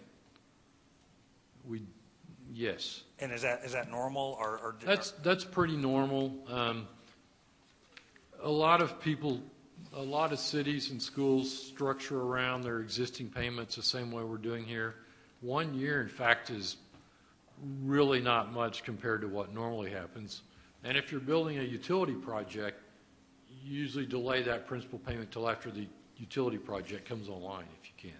And part of the thought there was in order to limit the increase in this upcoming, I'll call it the bridge year, to get us into the 27-28, moving that principal back allowed us to only pay interest payments instead of interest plus principal. So it got that principal into the drop off the following year. Okay, thank you. Councilmember Simpson, that amounts around $5.4 million in debt service that you'd subtract from 2026 to get to 2025. Page. So if I could, I got a few things to make sure we're speaking to clearly. So the cash that is sitting in a reserve that is held in an INS account is limited, restricted for only debt service. So once you accumulate that cash or those monies, you can't pull it out and go put it in general fund. You can't go do a one-time project with it. It can only service debt. Now, when we're saying 18 million to 20 million, we're not talking about dollars on your debt. What we're talking about is your debt service. That's your payment that breaks down annually. That's your total debt service for that. So we're not rolling off $6 million or $5.4 million worth of debt next year. We're rolling off $5.4 million worth of debt service. So 5.4 million would bring us to what? Like, so if we just held the line right there, tell me roughly how many tens of millions is that in available borrowing power? Probably at least 60, probably more than that if your assessed valuation grows. So for every, what, $1 million that we have, or you know, that penny, we can borrow, was that 18? For every $1 million, you could probably borrow 12 million. 12 million? 13, Okay. give or take. Depends on the interest rate, which is bouncing all over the place. So let's say if I wanted to be a little more on the optimistic side, I've got 70 million. I know that was in a discussion we previously had. I've got 70 million available. So keep in mind, taxpayers, we are working within what we think you want us to do, right? We don't have any lack of our taxpayer constituents saying, fix the roads. Nobody has asked Pothole Cole to put his shovel up. Everybody wants the roads fixed. I promise I'm close to you on that. Now, nobody as of yet has said, lower my taxes significantly on the debt side. What I'm hearing is taxpayers saying, don't raise our taxes when you issue these COs, you know, and then use it like a credit card. So what we're saying here is we're identifying existing borrowing power, much like a business. And so $70 million, that would be before we issue this 29. Correct. That is correct. So we're not tying the hands of council for future. We're not taking everything off of the table we could. We're building into the strategy of let's only take what we can get into the projects. Basically, immediately, we'll start designs, we'll push them forward. So bond reserve was an amount, and this is something that we'll have to come back and revisit, Mr. Path. But I don't want there to be a question of do we have the monies in cash available in that reserve account?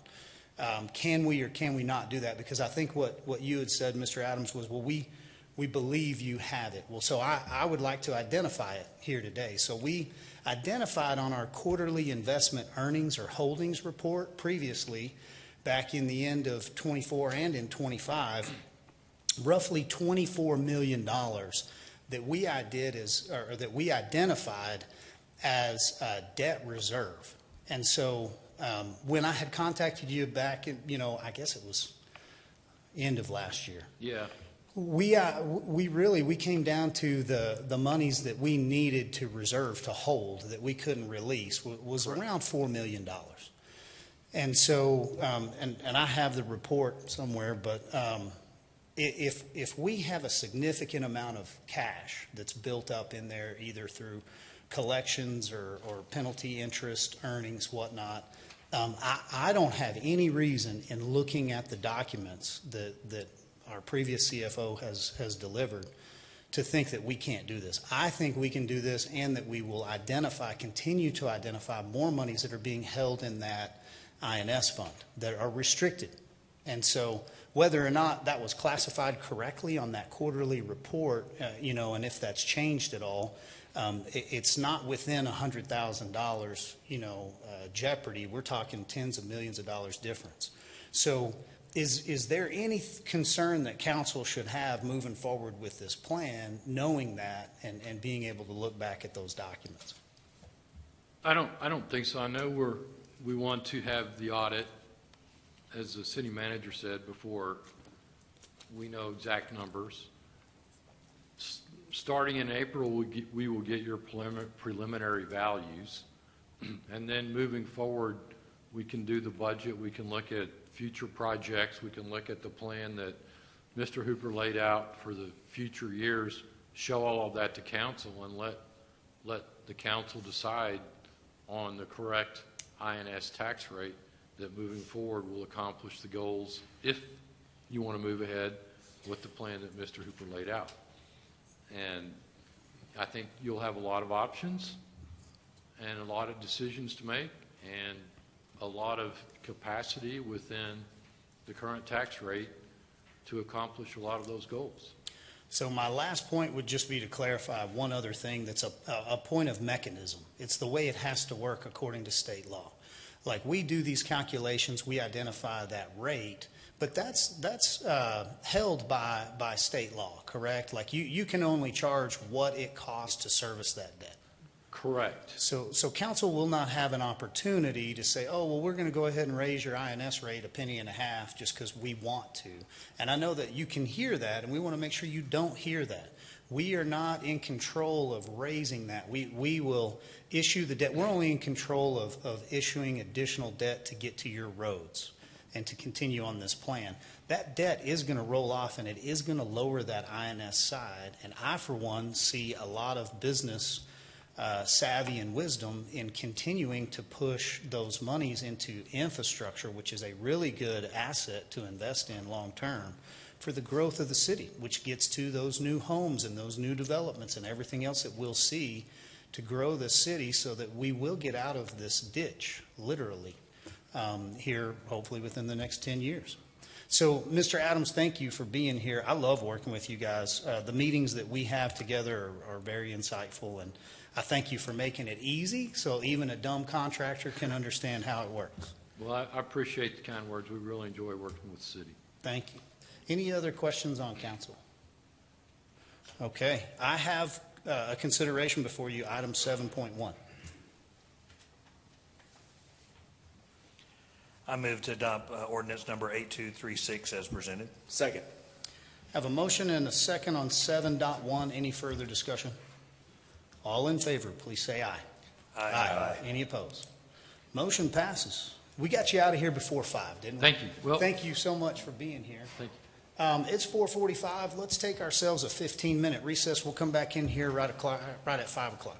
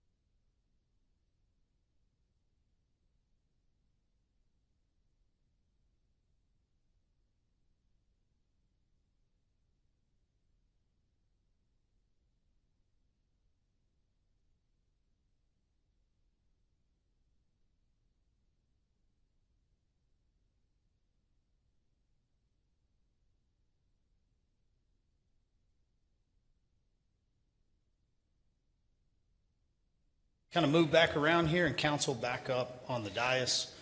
Just want to tell everyone I appreciate those of you who are hanging in there with us and still listening and following along and have stayed. So we're going to jump right back into our non-consent agenda. We have a public hearing here for you today. Item 7.2 presented by our favorite presenter, none other than Mr. Brady Kendrick. Good evening, Mayor and Council. This is a public hearing in consideration of Ordinance 8238. This is the public hearing and first reading to consider a street name change to a public street that is in the city of Amarillo. To change the name of Premier Drive to Inspire Way. This is located on the west boundary of Starplex Cinema 16 Units 1 and 2 in Randall County, Texas, in the vicinity of Hollywood Road and I-27. And the applicant is Matt Griffith for Atterbury Elevators, LLC. And they have submitted this as an adjoining property owner. They have submitted a name change to change the street name to Inspire Way to match a theme of street names they would like to utilize with development going on in that area. There's a number of streets that are going to be built in the coming time, and they have a theme of street names they'd like to use. So that's the reason for the request. One of the requirements for requesting a name change is that you have to be an abutting property owner, which in this case they are. The request was reviewed by the city's Development Review Committee, Potter-Randall County 911 District, and TxDOT, and no entities expressed opposition to the request, and we found that it met the requirements for such a request.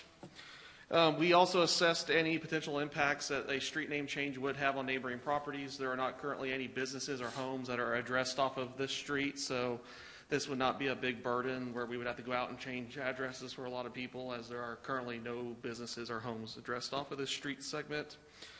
For applications made, 51% of all owners abutting the street must indicate they are in favor of the change. There are 4 different property owners that are around this street. 3 of the 4 provided written support for the request. The applicant did state they had verbally spoken with the 4th. However, they did not provide a statement in writing to the city as of the time of this meeting today. But we do have 75% of the owners in favor of this.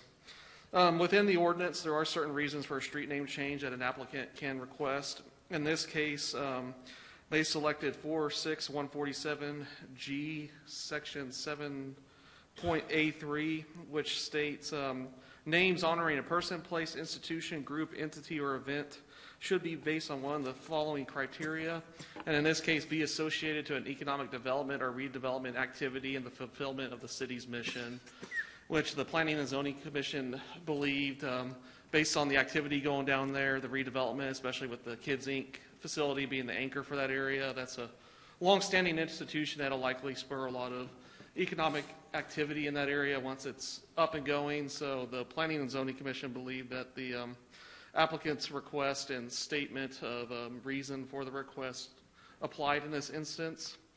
Regarding the public comments, we are required to send mail to everybody that abuts the street and post signage. No comments have been received as of this meeting today. So the Planning and Zoning Commission, one other thing, the applicant did pay just over $1,000 to cover the cost of notification and the change out the signs for this street. And with that, we did not receive any public comments on this item, and the Planning and Zoning Commission did recommend approval with a 6-0 vote of this item. Any questions for Mr. Kendrick, council? Yeah, my question is, who named the street the first time, and should we not go talk to them and see if they'd be offended by changing the street name? It's too early. It's too early for jokes. I'm just curious. Well, that was a joke? Maybe we should ask. Maybe we should ask who named it in the first place. And Well, we never want to avoid an opportunity to have Mr. Griffith come and speak. Matt, how you doing today? I'm good, thanks. Matt Griffith, 4211 Palacio. You probably named the street the first time, I didn't named you? the street the first time, and I got called out. Yes, 30 years ago. We did originally name the street for a similar reason. It aligned with the theme of the movie theater. And so now we're just looking at an opportunity to align with the theme of the rest of the development. You didn't really have to come up here. I was just. I appreciate your consideration. Yeah. Thank you. Just want to keep everybody's feelings in check. Thank you, Mr. Griffith. Any other questions, council? I move to adopt. Oh, hang on a second. One quick sec. We'll get that motion here in a minute. At this time, I'm going to open a public hearing. Do I have anyone who would like to speak for or against this item?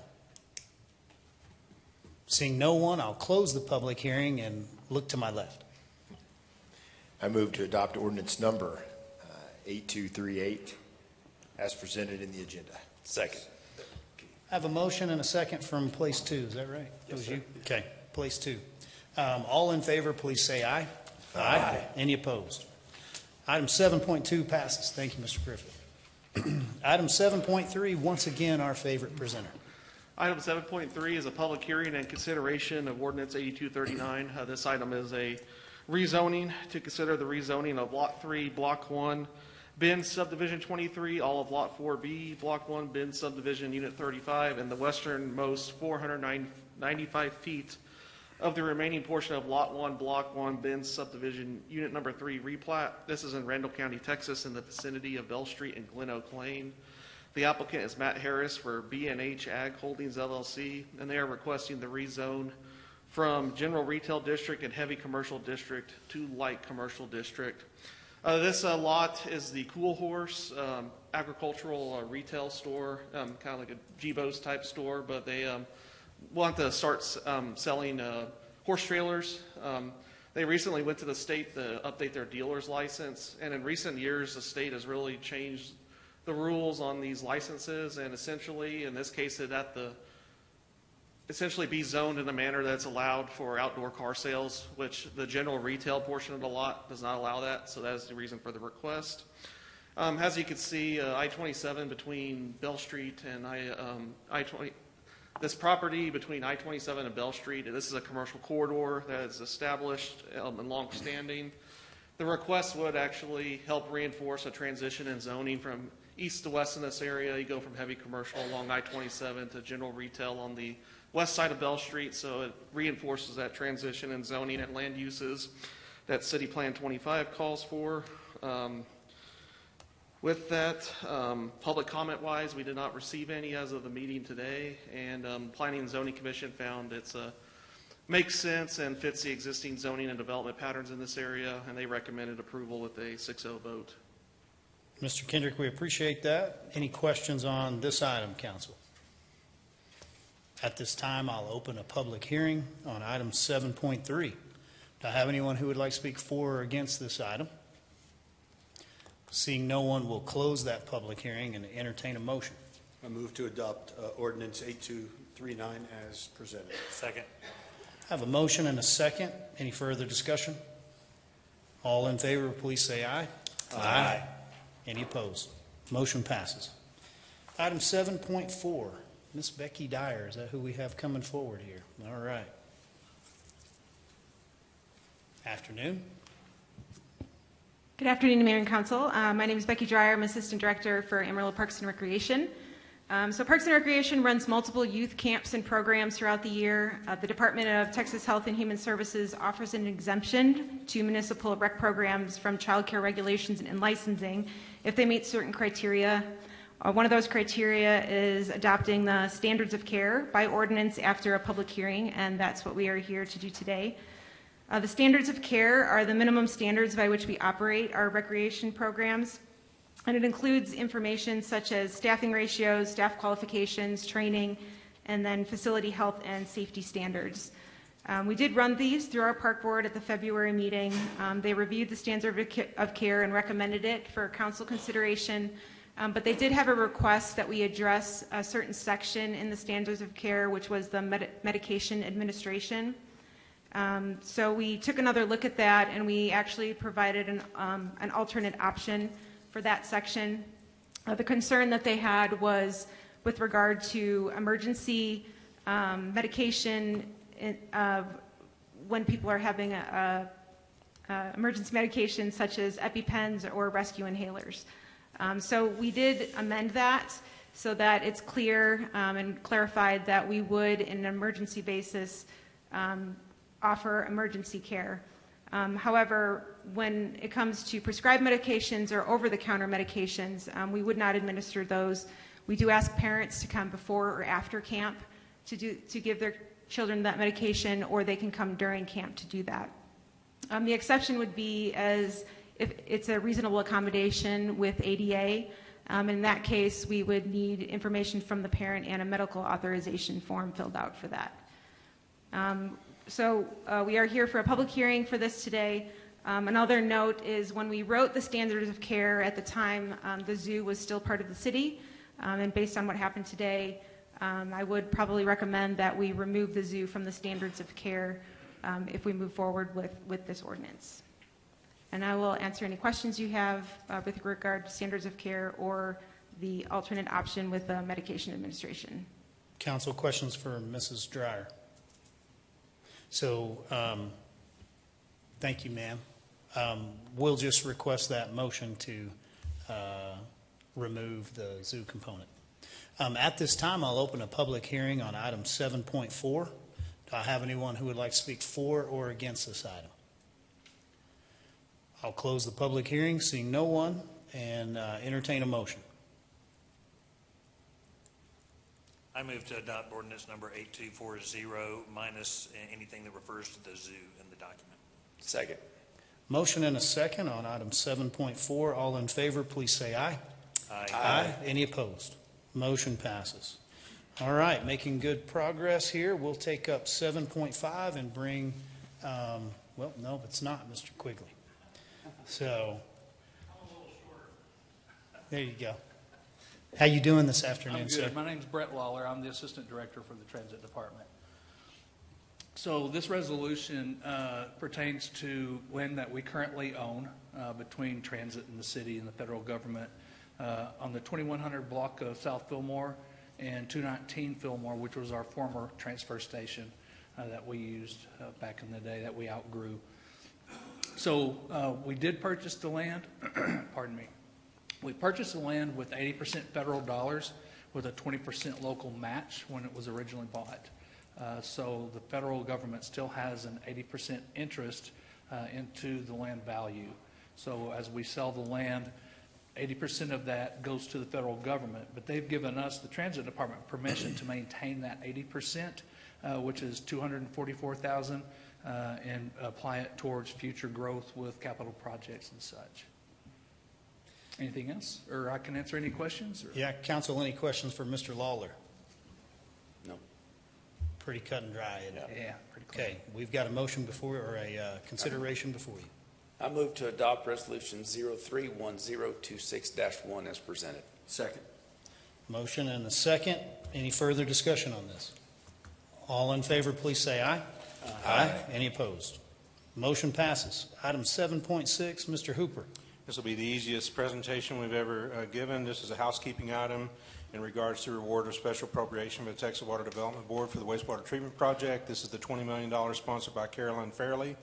And we have a timeline with the Texas Water Development Board that we must meet. So we do ask respectfully that you would waive the second reading of this resolution for us today so that we can get that presented to them. We have to have all of our paperwork due to them, including this, by the 13th of this month. So that's why this is on the agenda today, so that we can get all of that in the Texas Water Development Board's hands for their meeting.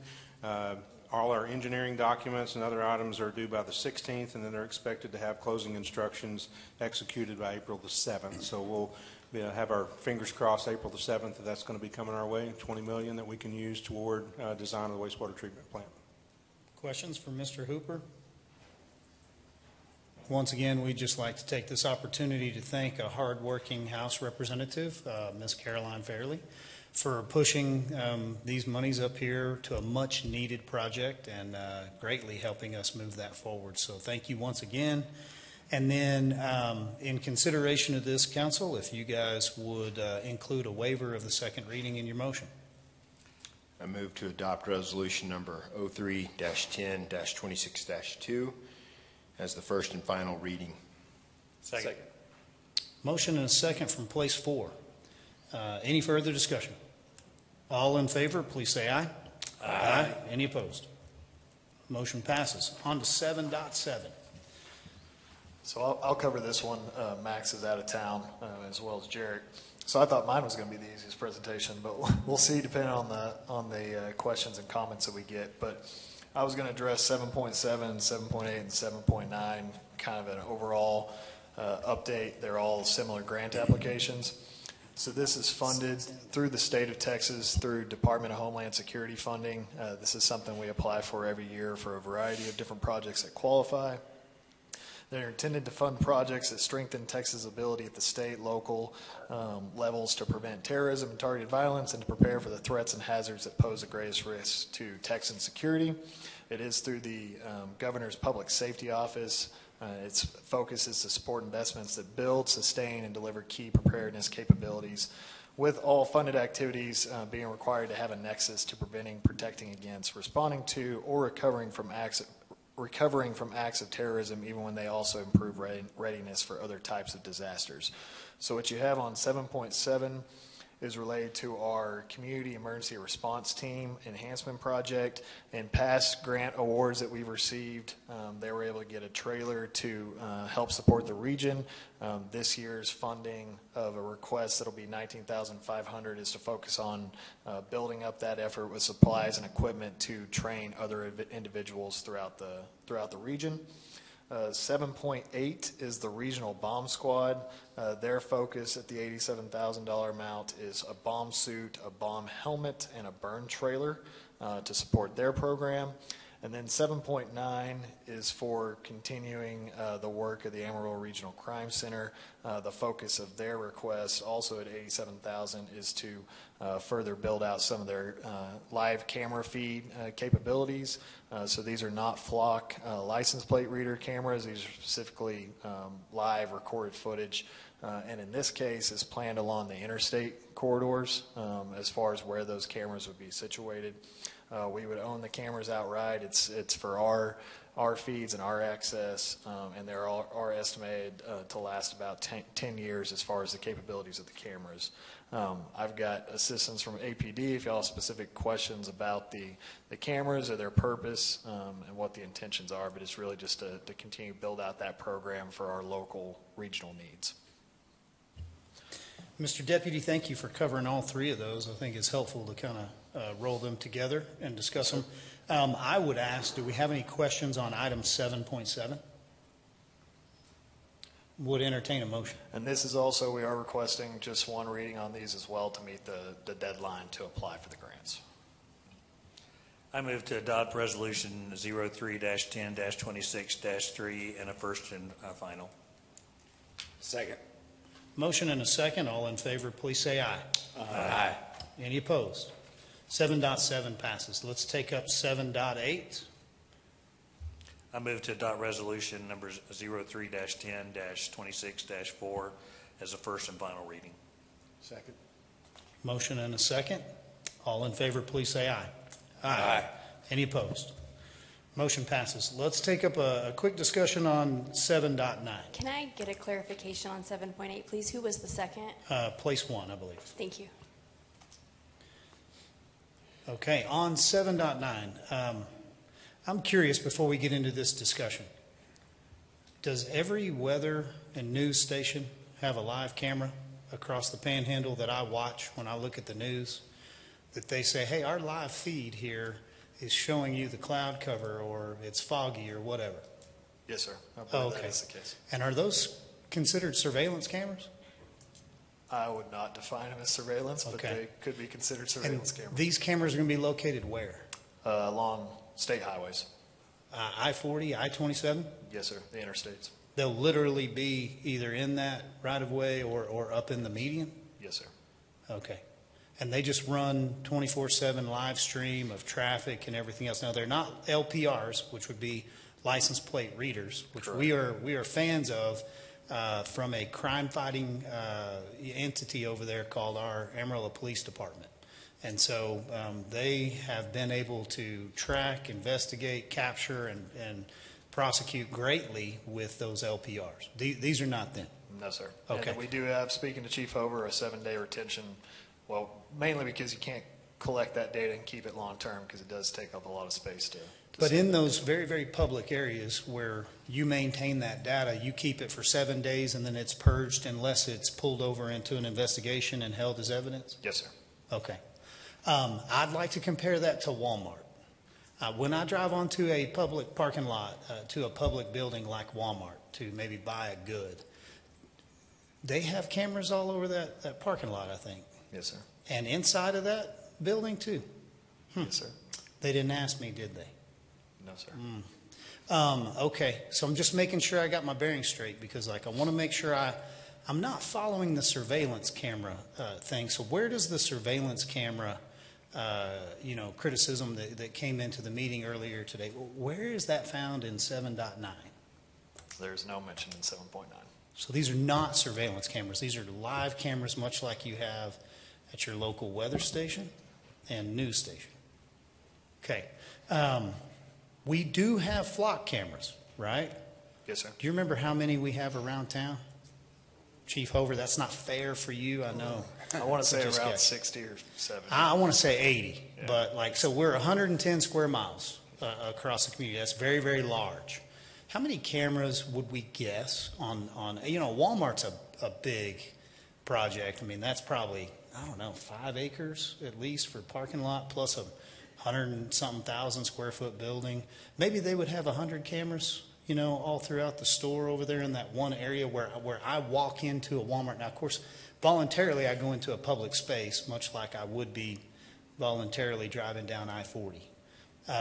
But then I'm just comparing and contrasting. Does any of our flock cameras invade anybody's private space? Are they looking into any backyards? Are they looking anywhere?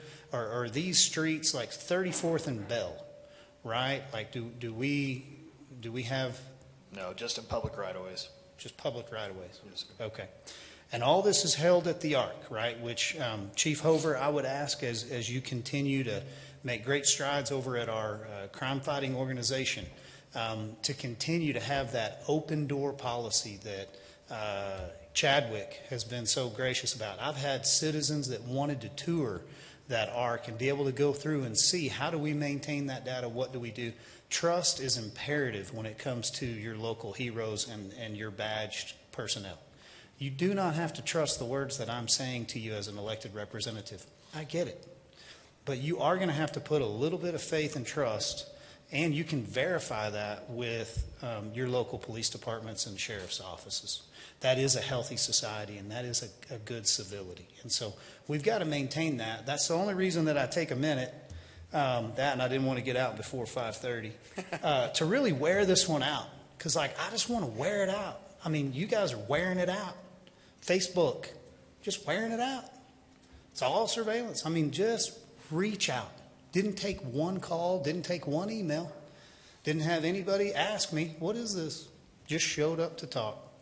So, love hearing you, but you've got to understand when you step up to that microphone, you have a personal agency. The power of life and death is in the tongue, and you are speaking words out into the community that cause somebody concern and that they take as fact. They don't understand when you're posting that you don't know what you're talking about. So we would ask, please, before you come up to the microphone, educate yourself. Let us do our job here so that our badge personnel can continue to maintain that trust and that relationship that we need to provide our number one priority, which is public safety. Item 7.9 is before you, gentlemen. I move to adopt resolution number 03-10-26-5, first and final reading. Second. Motion and a second on item 7.9. All in favor, please say aye. Aye. Any opposed? Motion passes. Last one. 7.10. Ms. Stephanie Coggins. No, I'm sorry, Mr. City Manager. Yes, this item is a public hearing and first reading to consider resolution considering the acceptance, placement, and public display of a donated Ten Commandments monument to be installed on city property. The donation was submitted in accordance with the city's public monument and artwork donation policy adopted in resolution number 10-14-25-4. The monument will be privately funded and installed at no cost to the city. Placement of this monument will be on the southwest lawn on the City Hall grounds in the immediate vicinity of the flagpoles. The donation application was received by the City Secretary's office on March 3rd, 2026. It was reviewed for completeness in accordance with the policy and is before you today, and we will have a public hearing at this time. So, thank you, sir. Well, with no questions from council, do we have any questions? I'll go ahead and open a public hearing on 7.10. Do I have anyone who would like to speak for or against this item? Ms. Claudia Stravato. Afternoon, ma'am. Here I come again.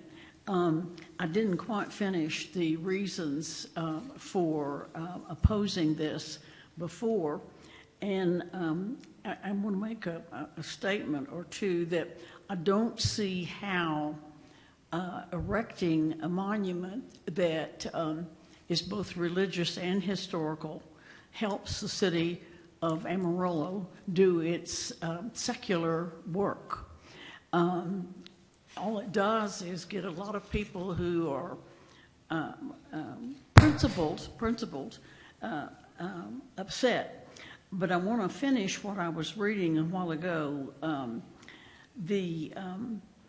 The Ten Commandments exist in different versions, Jewish, Catholic, and various Protestant versions.